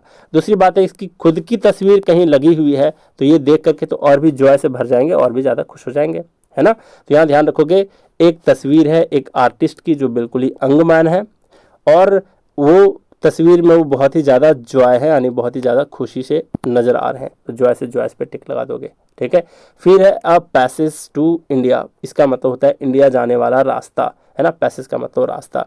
अब मान लो कि तुम चाइना में हो और चाइना से इंडिया आना चाहते हो, तो ऑब्वियस सी बात है कि जंगलों से होकर के, फॉरेस्ट से होकर के गुजरना ही होगा, है ना, क्योंकि बीच में हिमालय भी पड़ता है। जिधर भी जाओगे उस बॉर्डर से अगर इंडिया आना है तो आपको किससे गुजरना पड़ेगा? फॉरेस्ट से। तो अब पैसेज टू इंडिया मतलब कि इंडिया के मार्ग को अगर आपको ढूंढना है, उसके रास्ते से हो करके जाना है इंडिया, तो आपको फॉरेस्ट से गुजरना पड़ेगा। फॉरेस्ट सिमिलर साउंड कर रहा है फॉरेस्टर से, है ना, फॉरेस्टर से। तो फॉरेस्टर से फॉरेस्ट ध्यान रखोगे, सीधा इस पर टिक लगा दोगे। फिर बात करते हैं यहाँ पर सोमरसेट मॉम। ये मॉम पढ़ाता है, ठीक है, इसको ध्यान रखना, इसको मॉम की तरह ही मॉम पढ़ते हैं। ठीक है, मौघम भी कई लोग पढ़ देते हैं, तो मौघम भी पढ़ो तो भी कोई दिक्कत नहीं है, मॉम पढ़ो तो भी कोई दिक्कत नहीं है, क्योंकि अंग्रेज तो हमारे नाम को तो वैसे भी तोड़ फोड़ के बात करते थे, तो क्यों ना इस मॉम को हम मौघम ही बोलें, कोई दिक्कत नहीं है, जैसे मन करे वैसे पढ़ो, कोई इसमें इशू नहीं है। बात करते हैं समरसेट मॉम की एक जो रचना है, दो रचना, ऑफ ह्यूमन बॉन्डेज और केक्स एंड एल। एल मतलब एक शराब होता है, एक किस्म का शराब होता है, उसको बोलते हैं येल। ठीक है, अब यहाँ पर ये ध्यान रखो, मौघम मुझे गम, मौघम मुझे गम, यानी कि मौघम तो होगा ही, क्योंकि मैं एक ह्यूमन हूँ, है कि नहीं। ह्यूमन है, सबको थोड़े गम होता है, जानवरों को गम थोड़े होता है, अरे कुछ चीज़ का गम नहीं होता है, उसके पास उतना दिमाग कहाँ है। लेकिन क्योंकि हम ह्यूमन हैं इसलिए तो मुझे गम होता है, इसलिए तो मुझे खुशी और गम होती है। खुशी मत, गम को ध्यान रखो। ह्यूमन है इसलिए मुझे गम होता है, ह्यूमन से ध्यान रखना, ह्यूमन है इसलिए मुझे गम होता है, मुझे गम मौघम, मुझे गम मौघम, मौघम पे टिक लगा दोगे जैसे ह्यूमन वाला देखोगे। ठीक है, फिर केक्स एंड येल।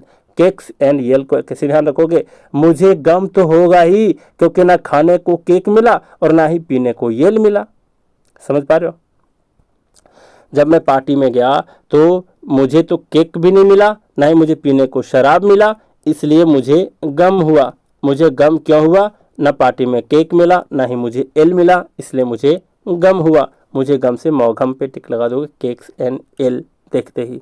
ठीक है, फिर बात करते हैं डी.एच. लॉरेंस। ठीक है, डी.एच. लॉरेंस को कैसे ध्यान रखोगे? वैसे डी.एच. लॉरेंस के ऊपर मैं पहले भी एक दो बता चुका हूँ, लेकिन यहाँ पर उसका कोई अतुक नहीं बनता बताने का, क्योंकि यहाँ पर हम नॉवेल देख रहे हैं। अब यहाँ पर कैसे ध्यान रखोगे जरा देखो, यहाँ पर है Lady Chatterley's lover, the rainbow, sons and lovers, kangaroo, women in love. भैया सब लव लव लव और लवर के बारे में ही लिखा है। कौन? डी.एच. लॉरेंस। अब बात करते हैं कैसे याद रखेंगे। कैसे याद रखेंगे? बहुत आसान है याद रखना, आपको टेंशन नहीं लेना है। ऐसे ध्यान रखो, सबसे पहली बात कि लेडी चैटरलेस लवर और विमेन इन लव, इससे दो वर्ड को कैच करो, एक लेडी और एक विमेन। एक लेडी और एक विमेन आपस में प्यार नहीं कर सकती, आपस में लवर नहीं बन सकती। एक लेडी और एक वुमन आपस में लव नहीं कर सकती, आपस में लवर नहीं बन सकती, ऐसा हमारा लॉ कहता है ना। LGBT के बारे में पढ़े हो आप लोग? जो लोग पढ़े होंगे LGBT के बारे में, ये कानून के बारे में, ये मुझे बताओगे कमेंट सेक्शन में, सर LGBT का ये मतलब होता है। क्यों कह रहा हूँ? क्योंकि ये UPSC का टॉपिक है भैया पढ़ने का, है ना, इसलिए कह रहा हूँ। LGBT के बारे में सुने होगे तो ज़रूर बताना।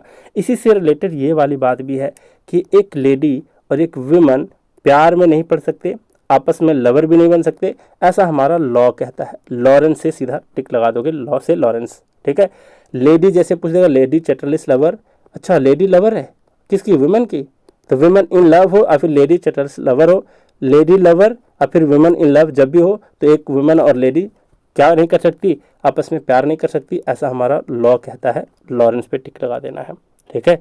फिर अगला क्या है, अगला है आपके गांव में अगर कंगारू घुस जाए तो कंगारू एक जानवर है, इसको मारना बिल्कुल ही लॉ के खिलाफ है। तो कंगारू को मारना एक नहीं मारने के ऊपर एक क्या है, एक लॉ बना है, ठीक है।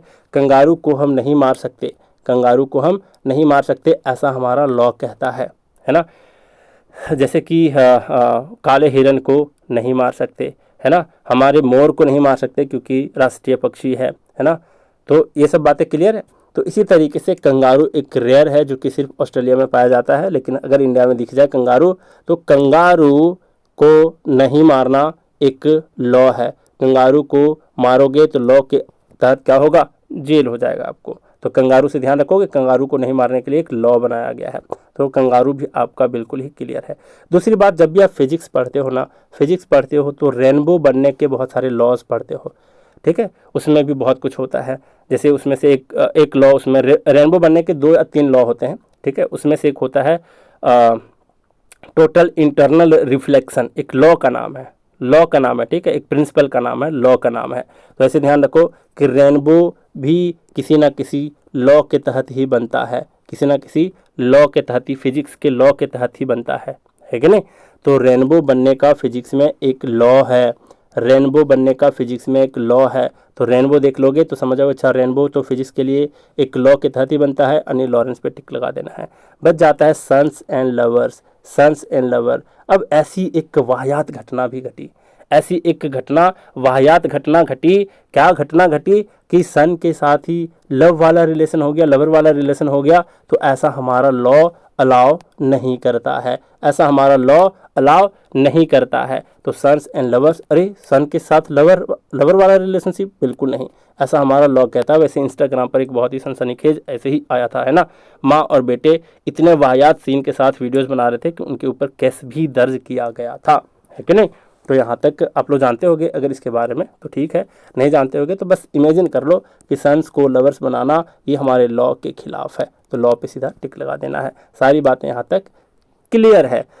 बात करते हैं यहाँ पर ऑल्डस हक्सले के बारे में। ऑल्डस हक्सले के बारे में देखेंगे। अब जरा देखो कैसे, यहाँ पर है कि न्यू वर्ल्ड में अगर आपको ब्रेव दिखाना है ना, का बहुत ही ब्रेव हो, तो हंस ले भैया, थोड़ा सा हंस ले, हंस ले, ठीक है, हंस ले, हंस ले से हक्सले। इस न्यू वर्ल्ड में, इस जो कहते हैं बिल्कुल ही उटपटांग सी नई दुनिया में अगर आपको ब्रेवरी दिखानी हो ना, बस हंस ले, इसमें से ही आपका काम चल जाएगा। क्योंकि अगर आपको लोग रोते हुए देख लिए ना तो आपको कमज़ोर समझ करके और भी कुचलना चाहेंगे। इसलिए इस न्यू वर्ल्ड में अगर ब्रेव बनना है तो हंस ले, हंस ले, हंस ले। इस न्यू वर्ल्ड में ब्रेव बनना है तो थोड़ा सा हंस ले, हंस ले से हंसले पे टिक लगा दोगे। फिर है point counter point, point counter point. इसका मतलब, काउंटर का मतलब समझ रहे हो, किसी को अगर बातों ही बातों में काउंटर करना हो, काउंटर मतलब तो आप लोग जानते हो, मतलब उसके अगेंस्ट कुछ बोलना हो, काउंटर करना हो। तो किसी को भी जैसे बोलते हैं ना कि दुश्मनों को हराने का सबसे अच्छा तरीका होता है उसके सामने मुस्कुराते हुए पेश आओ। उसको पता नहीं लगना चाहिए कि आप अंदर से दुखी हो, वरना वो और भी मौज लेगा आपकी, समझ रहे हो। इसलिए क्या करना है, इस ज़माने को अगर काउंटर करना है, अगर काउंटर करना है तो हंस ले। अगर इस ज़माने को काउंटर करना है तो थोड़ी सी हंस ले। तो हंसले से हंसले पे टिक लगा दोगे। कोई दिक्कत तो नहीं है, कोई दिक्कत नहीं होना चाहिए, मुझे उम्मीद है सीख पा रहे होगे। इस ज़माने को अगर काउंटर करना है तो हंसले, हंसले भैया हंसले, ठीक है। तो यहाँ पर हंसले पे टिक लगा दोगे, ठीक है।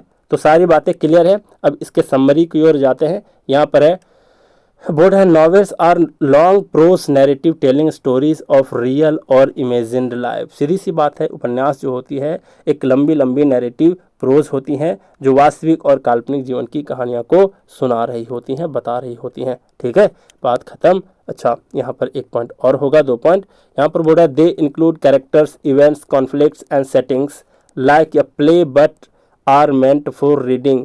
यहाँ पर ये कह रहा है कि इनमें जो पात्र होते हैं, इनमें जो घटनाएं होती हैं, जो इनमें कॉन्फ्लिक्ट्स होता है यानी संघर्ष होते हैं, इसमें जो परिवेश होते हैं दिखाए जाते हैं वो नाटक की तरह ही होते हैं, लेकिन इन्हें पढ़ने के लिए लिखा जाता है। ठीक है, एक्टिंग करने के लिए मतलब स्टेज पे नाटक की तरह नहीं किया जाता, मतलब इसके लिए दृश्य नहीं होते वैसा। बात करते हैं novels reflect human nature, society and emotion. कह रहा है कि उपन्यास जो होता है वो मानव के नेचर के बारे में, उसके स्वभाव के बारे में, सोसाइटी यानी समाज के बारे में और उसके भावनाओं को प्रतिबिंबित कर रहा होता है, रिफ्लेक्ट कर रहा होता है। बात क्लियर है। अब चलते हैं असली मजे पे। असली मजे पे कैसे चलते हैं जरा देखते हैं। यहाँ पर है the word novel is derived from which language. Obvious सी बात है स्पेनिश। अच्छा, नॉवेल दे रखा है ना, तो फ्रेंच में भी है, स्पेनिश में भी है, इटालियन में भी है। तो ये ऑप्शन में कुछ गड़बड़ सा है ना। पहले देख लेते हैं एक दफ़ा कि नॉवेल जो है यहाँ पर क्या मैंने लिखा था, नॉवेल, नॉवेल, नोवेला, नोवेला, नोवेले। ठीक है, तो ये तीनों languages comes from Italian word, Spanish. नहीं, सही बात है, सही बात है, वो क्वेश्चन गलत नहीं है। यहाँ पर समझो, ये जो है ना, ये असल में इटालियन वर्ड से ही आया है इटालियन वर्ड से, लेकिन ये वर्ड जो नॉवेल है ये स्पेनिश में नोवेला के रूप में पाया जाता है, फ्रेंच में नोवेले के रूप में पाया जाता है, लेकिन ये असल में आया कहाँ से है ये पूछा है, तो ये इटालियन वर्ड से ही आया है। क्वेश्चन गलत नहीं है, ध्यान में रखने की कोशिश करना।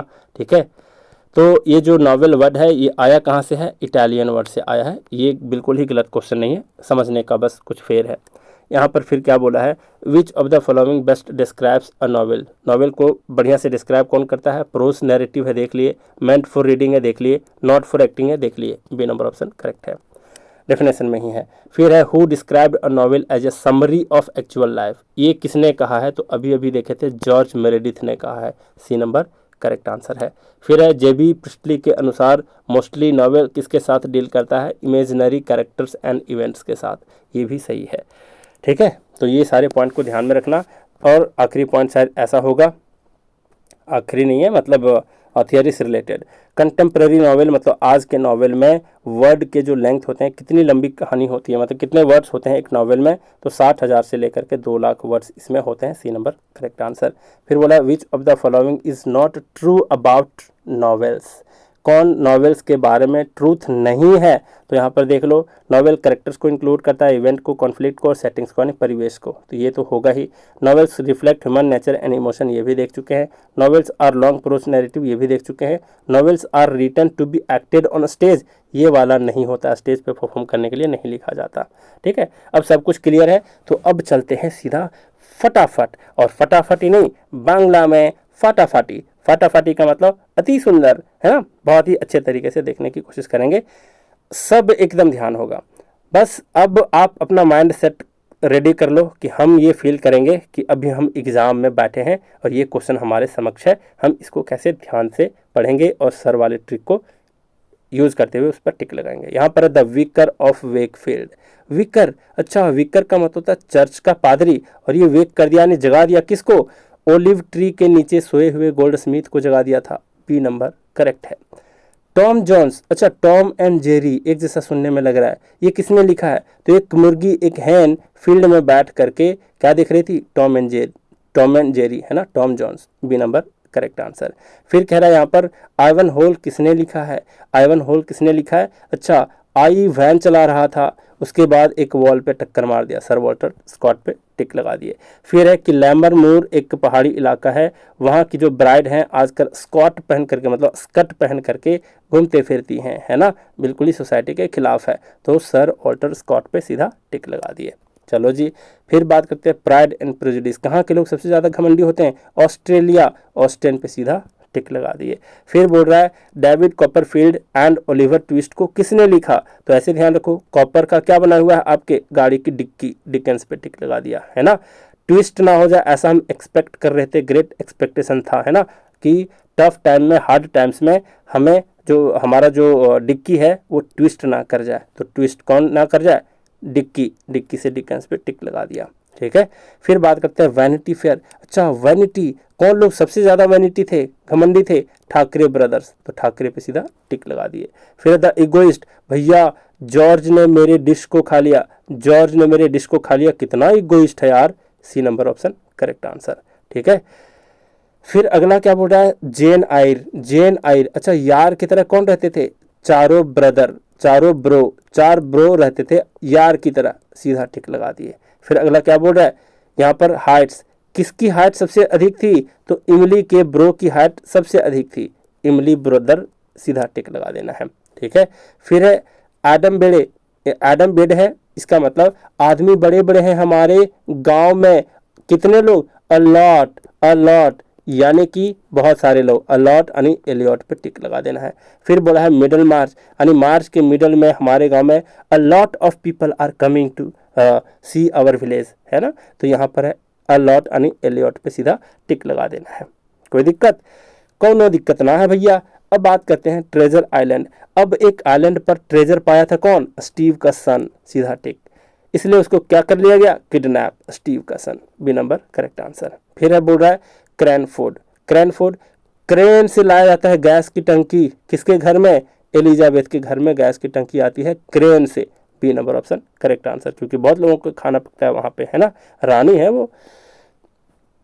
फिर बात करते हैं द क्लोस्टर एंड द हर्थ की जो लेखिका है वो कौन है, लेखक जो है वो कौन है, तो यहाँ पर बात करते हैं क्लस्टर का मतलब होता है एकांत, हर्थ का मतलब घर, एकांत घर बहुत ही उपयुक्त होता है किसके लिए, रीड करने के लिए, चार्ल्स रीड, तो यहाँ पर डबल आ गया है ऑप्शन में, तो इसको मैं करेक्ट कर दूंगा एग्जाम में, ठीक है, मतलब आपके टेस्ट में, तो यहाँ तक टिक लगा दोगे आप। अब बात करते हैं यहाँ पर the Mayor of Casterbridge, mayor की चुनाव कौन लड़ेंगे, हार्दिक पांड्या लड़ेंगे, हार्दी से हार्दी पे टिक लगा दोगे। फिर तेज गेंदबाज कौन है, तो हार्दिक पांड्या, हार्दी पे टिक लगा देंगे। फिर अगला क्या है, हाँ अगला क्या है, टाइम मशीन, टाइम मशीन दिखने से कुएं जैसा लगता है, वेल्स के जैसा लगता है, बी नंबर पे टिक लगा देंगे। फिर बोला है वर्ल्ड में अगर वॉर छिड़ जाए तो हम छुपेंगे कहाँ, वेल्स मानी कुएं में, सीधा टिक लगा देंगे। फिर आगे बात करते हैं हार्ट ऑफ डार्कनेस, डार्कनेस में हमारा निक्कर को चोरी कर लिया था कौन, एक कौन आके चोरी कर लिया था, यानी कॉनरैड, चोर, है ना, कौन का मतलब चोर, सीधा टिक लगा दिए। फिर है किम को किसने लिखा, तो किम जोंग यून जो है आपका नॉर्थ कोरिया का, वो बहुत ही रूड आदमी है, रूड यार्ड पे टिक लगा दिए। फिर है जंगल बुक, यानी जंगल का जो किंग होता है, राजा होता है, वो बहुत ही ज़्यादा रूड होता है, रूड पे टिक लगा दिए, ठीक है। फिर बोला है लाइट हाउस पे कौन चढ़ गई थी, एक वर्जिन उल्फ चढ़ गई थी, सीधा टिक। फिर यहाँ पर मिसिज डॉलवे, मिसिज जो डॉलवे है ना, वो अपनी रास्ता भूल गई, कौन भूल गई भैया रास्ता, तो एक वर्जिन उल्फ भूल गई, जब लाइट हाउस पे चढ़ी थी तो उतरने टाइम में वे को भूल गई, है ना, तो यहाँ पर बी नंबर करेक्ट आंसर। फिर बोला है यूलाइसिस नॉवेल, देख रहे हो यहाँ पर नॉवेल के बारे में है, तो नॉवेल को किसने लिखा, यूलाइसिस, यानी उसकी जो सीस है, उसकी सीस है जब भी टेनिस खेलती है तो जॉय से भर जाती है, जॉय करेक्ट, टेनिस से इसलिए ताकि टेनिसन को ध्यान रखो। फिर यहाँ पर पैसेज टू इंडिया, अब इंडिया के लिए आपको रास्ते ढूंढने हैं तो आपको फॉरेस्ट से होकर के गुजरना पड़ेगा, तो ई.एम. फोस्टर पे टिक लगा दोगे, ई.एम. फोस्टर 2 बार यहाँ पर हो गया है, तो इसको भी करेक्ट कर दूंगा, ठीक है, सी नंबर ऑप्शन करेक्ट है। फिर बोला ह्यूमन, हम ह्यूमन हैं इसलिए तो हमें गम होता है, मुझे गम होता है, मुझे गम, मोगम, सीधा टिक लगा देंगे।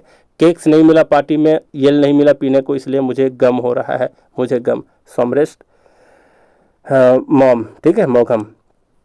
फिर यहाँ पर है लेडी, लेडीज लवर और वुमेन इन लव, हो ही नहीं सकता, ऐसा हमारा लॉ में है ही नहीं, लॉ से लॉरेंस पे टिक लगा देंगे। फिर बोल रहा है ब्रेव न्यू वर्ल्ड, इस न्यू वर्ल्ड में ब्रेव रहना है तो हंसले भैया, ये क्या है, बार बार डबल रिपीट कर दिया उसने, मतलब सुनने का काम है और कुछ नहीं, ठीक है, तो ये मैं करेक्ट कर दूंगा, ठीक, यहाँ पे आपको ध्यान नहीं देना है टेस्ट में, और इस पे टिक लगा देना है, ये बहुत सारे मिस्टेक किए हैं, मतलब यहाँ पर है who wrote sense and sensibility, भैया सेंसिबिलिटी कहाँ के लोग नहीं होते, संवेदनशील, तो ऑस्ट्रेलिया के लोग, ऑस्ट्रेलिया से ऑस्टिन पे सीधा टिक लगा देना है।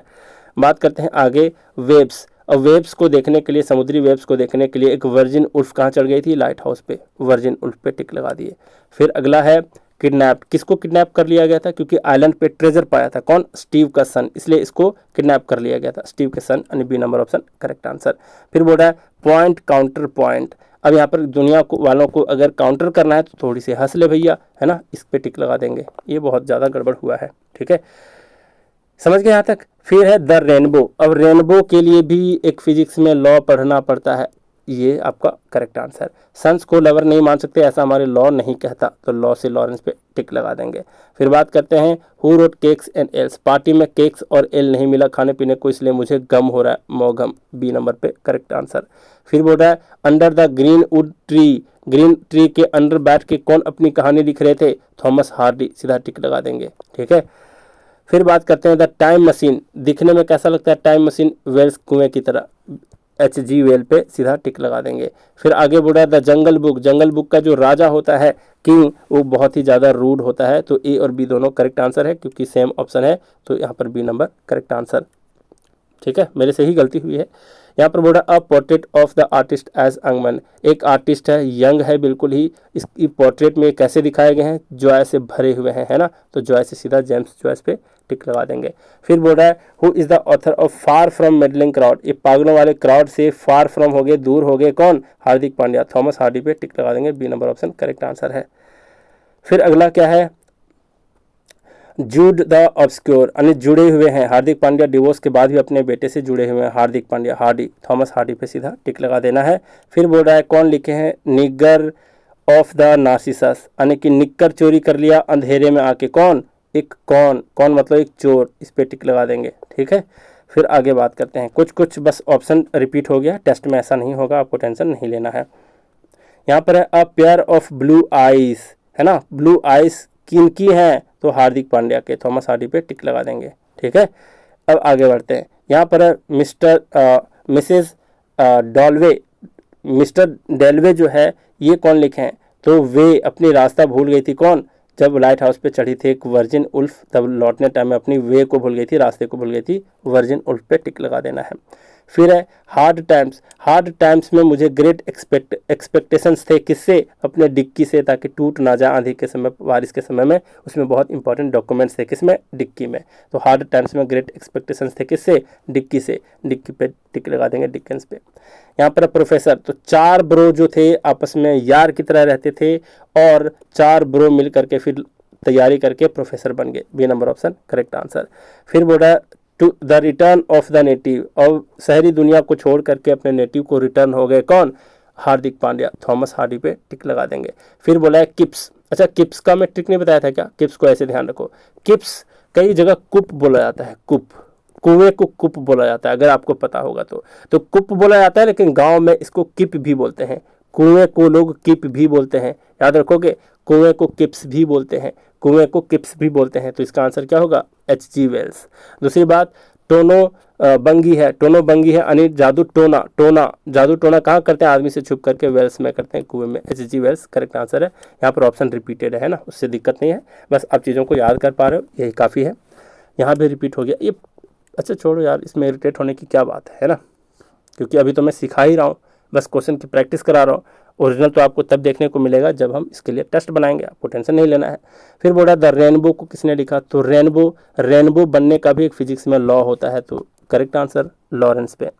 फिर बोला ह्यूमन बॉन्डेज, हम ह्यूमन हैं इसलिए मुझे गम होता है, इसलिए, अदरवाइज जानवर को थोड़े गम होता है, तो यहाँ पर बी नंबर ऑप्शन करेक्ट है, ए और बी दोनों। ठीक है, फिर बात करते हैं यहाँ पर who wrote heart of darkness, अब डार्कनेस में आके कौन जो है चोरी कर लेता है, मतलब एक चोर चोरी कर लेता है मेरे निक्कर को, तो सही आंसर है। ठीक है, फिर यहाँ पर लेडी चैटरलेस लवर, अब लेडी और वुमेन आपस में लवर नहीं बन सकती, ऐसा हमारा लॉ कहता है, B number option correct answer है। फिर author of point counter point, counter है, काउंटर, तो इस जमाने को अगर काउंटर करना थोड़ी से हंसले भैया, है ना, तो यहाँ पर हंसले वाला करेक्ट आंसर है। फिर अगला क्या है? A tale of two cities, a tale of two cities, ठीक है, 54 है, तो दो ही शहर में मिलता है क्या? हमारा जो कॉपर का डिक्की बना हुआ है ना, वो दो ही शहरों में मिलता है, तो यहाँ पर आंसर बी और फिर ए करेक्ट है। फिर आगे बढ़ते हैं, यहाँ पर क्या कह रहा है जरा बात करते हैं, इसको भी निकाल ही देते हैं मतलब, ठीक है, ये बहुत बड़ा टॉपिक नहीं है, तो नॉवलेट को पढ़ते हैं। नॉवलेट का मीनिंग क्या होता है? तो नॉवलेट का मीनिंग होता है, मतलब नॉवेल की छोटी बहना को कहते हैं नॉवलेट, है ना, चलो ठीक है। यहाँ पर मीनिंग क्या है? A novelette is a type of fictional writing, यानी नॉवलेट एक प्रकार की काल्पनिक रचना है, फिक्शनल स्टोरी है। It is shorter than a novel, novel से छोटी होती है क्योंकि इसकी बहन है छोटी वाली। फिर but longer then a short story, लेकिन शॉर्ट स्टोरी से थोड़ी सी लंबी होती है। बात यहाँ पर ख़त्म है। फिर इसकी लेंथ के बारे में अगर बात करें तो इसमें 7,500 से 17,500, यानी 17,500, 7.5 से 17,500 वर्ड्स इसमें होते हैं, इस चीज़ को भी ध्यान रख सकते हो। इसके फीचर्स क्या होते हैं ज़रा बात कर लेते हैं। तो यहाँ पर है has a simple plot, compared to novel, novel की तुलना में इसकी जो प्लॉट होती हैं, कहानियाँ होती हैं, वो बिल्कुल ही सरल होती हैं, कॉम्प्लेक्स नहीं होती। फिर usually focuses on one main event और कॉन्फ्लिक्ट, यूजुअली इसमें कोई एक ही घटना को दिखाया जाता है, किसी एक ही संघर्ष पर केंद्रित होती है नॉवेलेट। ठीक है, अब बात करते हैं आगे। यहाँ पर क्या बोला है, कंटेंट्स फ्यू कैरेक्टर्स, यानी कि बहुत कम इसमें कैरेक्टर्स होते हैं, बहुत लंबे चौड़े नहीं होंगे क्योंकि नॉवेल में होते हैं वैसे। Provides more detail and development than a short story but less than a novel, यही बात तो रिपीट कर दिया हूँ, है ना। फिर यहाँ पर purpose to entertain readers with a brief but engaging narrative, यहाँ पर ये कह रहा है कि इसमें जो रीडर्स होते हैं उसका मनोरंजन करना, है ना, और एक छोटी सी कहानी के माध्यम से उसका मनोरंजन करवाना रीडर्स का, यही इसका पर्पस होता है। Often use to explore a single theme और idea in depth without the complexity of a novel, यहाँ पर कह रहा है कि किसी एक ही विषय या फिर किसी एक ही विचार को गहराई से प्रस्तुत करने के लिए इसका इस्तेमाल किया जाता है नॉवेलेट का, लेकिन उपन्यास की जो कॉम्प्लेक्सिटी होती है, जटिलता होता है, उसके बिना ही इसका प्रयोग किया जाता है। तो ये सारे इसके पर्पस थे। बात करते हैं कि इसको कैसे याद रखेंगे सर, कैसे याद रखेंगे, जरा बात करते हैं। यहाँ पर है क्या, यहाँ पर है the strange case of doctor Jekyll and mister Hyde Billy Bird. अच्छा, बिली बर्ड अलग है, मिस्टर हाइड यहाँ तक एक नॉवलेट का नाम है, इसको लिखे हैं रॉबर्ट लुइस स्टीवसन, मतलब RL स्टीवसन, जो अभी देखे थे वही इस नॉवलेट को भी लिखे हैं। कैसे ध्यान में रखोगे, जरा बात करते हैं। यहाँ पर है कि एक डॉक्टर है वो किसी को किल कर देता है, जैकिल है, जैकिल से ध्यान रखोगे, किल कर देना मतलब हत्या कर देना, हत्या करके किसकी, मतलब इस तरह से ध्यान रखो। देखो, स्टीव का जो सन है, डॉक्टर को भूल जाओ अभी, स्टीव का जो सन है, अब उसको किडनैप कर लिया गया था, इसके पहले देखे क्यों, क्योंकि उसको ट्रेजर मिला था आइलैंड में। अब स्टीव का जो सन है, जब इसको किडनैप कर लिया गया था, तब क्या किया, किडनैपर को किल करके सीधा वो हाइड हो गया, मतलब छुप गया। ध्यान रखोगे, स्टीव का जो सन है, जब उसको एक हाथ लगी थी ट्रेजर, एक आइलैंड पर एक ट्रेजर मिली थी, तब उसको किडनैप कर लिया गया था, और उसके बाद किडनैपर को इसने किल करके खुद को हाइड कर लिया। तो जैकिल और हाइड जैसे दिख गया तो स्टीवसन पे टिक लगा दोगे। ठीक है, इसमें ये बताया गया है कि फेमस गॉथिक टेल, गॉथिक एक तरीका है, एक शैली है लिटरेचर को लिखने का, ठीक है, नॉवेल को लिखने का। एक्सप्लोरिंग डुअल पर्सनालिटी, इसमें ये कह रहा है कि डुअल पर्सनालिटी की खोज करती हुई एक प्रसिद्ध गॉथिक कथा है। ठीक है, कौन, ये वाली कथा। दूसरी बात है बिल्ली बर्ड, हमारे घर की जो बिल्ली है ना, हर मैन से मिल विल लेती है, मतलब घुल मिल जाती है, समझ रहे हो कि नहीं, मिल विल लेती है हर मैन से, हर एक मैन से हमारी घर की बिल्ली जो है वो सबके साथ एकदम, मतलब अनजान हो जान हो, सबके जाके गोद में बैठ जाती है, मिल विल लेती है सबसे। तो यहाँ पर जैसे बिल्ली बर्ड दे देगा, अच्छा हमारे घर की बिल्ली हर मैन से मिल लेती है, मिल विल लेती है। चलो भैया, ये किसके बारे में है, story of A sellers moral struggle on A ship. यहाँ पर ये कह रहा है, इसमें यह कह रहा है कि यहाँ पर एक छोटी सी जहाज है, उस पर एक नाविक के नैतिक संघर्ष की कहानी है। ठीक है, फिर है द मेटामॉर्फोसिस। अब देखो, मेटामॉर्फोसिस को पढ़ते हैं तो दवा का नाम नहीं लगता, ये लग रहा है कि कफ की दवा का नाम है मेटामॉर्फोसिस एक मेडिसिन की नाम, मतलब लग रहा है कि मेडिसिन का नाम है ना, किसके, कफ का, कफ यानी खांसी का, कफ का, ये बस कफ का पे सीधा फ्रांज काफ्का एक ऑथर हुए, तो कफ की एक दवा का नाम लग रहा है ये मेटामॉर्फोसिस, नाम सुनने से ही लग रहा है, तो ऐसे टिक लगा दोगे, कफ का एक नाम, कफ के एक मेडिसिन का नाम है ना। फिर इसमें किसके बारे में कहा गया है, तो यहाँ पर है a man's transformation into an insect, देख पा रहे हो। अब इसमें यह है कि एक आदमी का एक कीड़े के रूप में कैसे मेटामॉर्फोसिस हो जाता है, रूपांतरण हो जाता है ना, उसके बारे में है यहाँ पर। कोई दिक्कत नहीं है। फिर यहाँ पर एनिमल फार्म, ये तो पहले भी पढ़ चुके हैं हम लोग, जब पढ़ रहे थे किसके बारे में, जब हम लोग एलेग्री के बारे में पढ़े थे तब।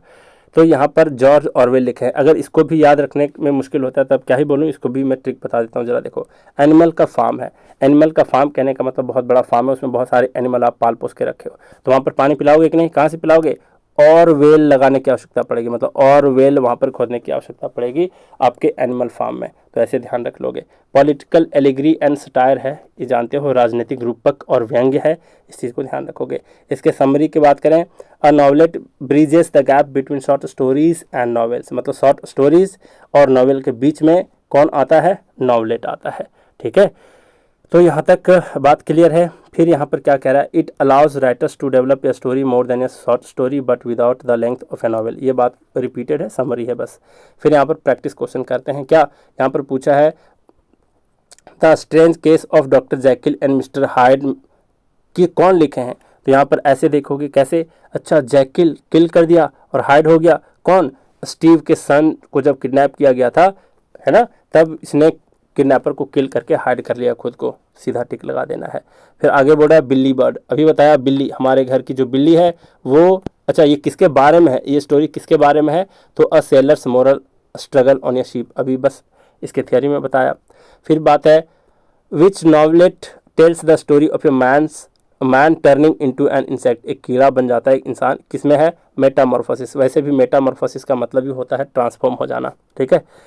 फिर एनिमल फार्म, एनिमल फार्म को किसने लिखा है, अच्छा इसमें किसके बारे में है ये, तो अ पॉलिटिकल एलिगरी है और सटायर है, ये पहले से भी जानते हो। एक नॉवलेट के मतलब लंबाई क्या होती है, तो 7,500 से 17,500 वर्ष इसमें होते हैं। फिर बोल रहा है नॉवलेट इज़ लॉन्गर देन, ऑब्वियस सी बात है, शॉर्ट स्टोरी से लॉन्गर होती है नॉवलेट और नॉवेल से छोटी होती है। Which feature is not a typical of novelette, तो यहाँ देख लो एक्सटेंसिव मल्टीपल सब प्लॉट्स नहीं होते, सिंगल ही प्लॉट होता है उसमें, बहुत ज़्यादा छोटे छोटे स्टोरी नहीं होते, ठीक है, साइड स्टोरीज नहीं होती। The main purpose of your novelette is to entertain with a brief by engaging story, ये देख चुके हैं। फिर यहाँ पर बोल रहा है कौन है बिल्ली बर्ड के ऑथर, तो बिल्ली, हमारी बिल्ली हर मैन से मिल विल लेती है, बी नंबर ऑप्शन करेक्ट है। फिर है मेटामॉर्फोसिस, मेटामॉर्फोसिस नाम से लगता है कफ का नाम है, कफ के दवाई का नाम है ना, तो कफ का, फ्रांस काफ्का पे टिक लगा दोगे। फिर बोला एनिमल फार्म के लेखक कौन है, तो जॉर्ज ऑरवेल हैं, किससे बिलोंग करते हैं, तो पॉलिटिकल एलिगरी है और फिर सटायर है, तो ए नंबर ऑप्शन करेक्ट है, ठीक है। तो पूरा चैप्टर इस तरीके से आपका कंप्लीट हो जाता है। वीडियो को देख रहे हो तो पक्का आप लाइक तो ज़रूर करोगे, और ये सारे जो मैं टेबल याद करवाया हूँ, प्रैक्टिस कराया हूँ, इसमें जो मिस्टेक हैं डबल डबल हो गया है एक एक ऑप्शन में, उसको मैं करेक्ट कर लूँगा, कहाँ पे, सीधा करेक्ट कर लूँगा अपने टेस्ट में। तो आज भी मैं बहुत कुछ सिखाया, वीडियो लंबी भले ही हो गई है, उसको तोड़ तोड़ के इसलिए भी मैं आपको देखने को कहा हूँ, और इसके लिए 2 टेस्ट आपके बन के रेडी हैं, टेस्ट लगाने के लिए आप लोग रेडी हो जाओ। तो चलिए आज भी बहुत कुछ सिखाया, तो आज के क्लास को यहीं रैप अप करते हैं। Thank you very much.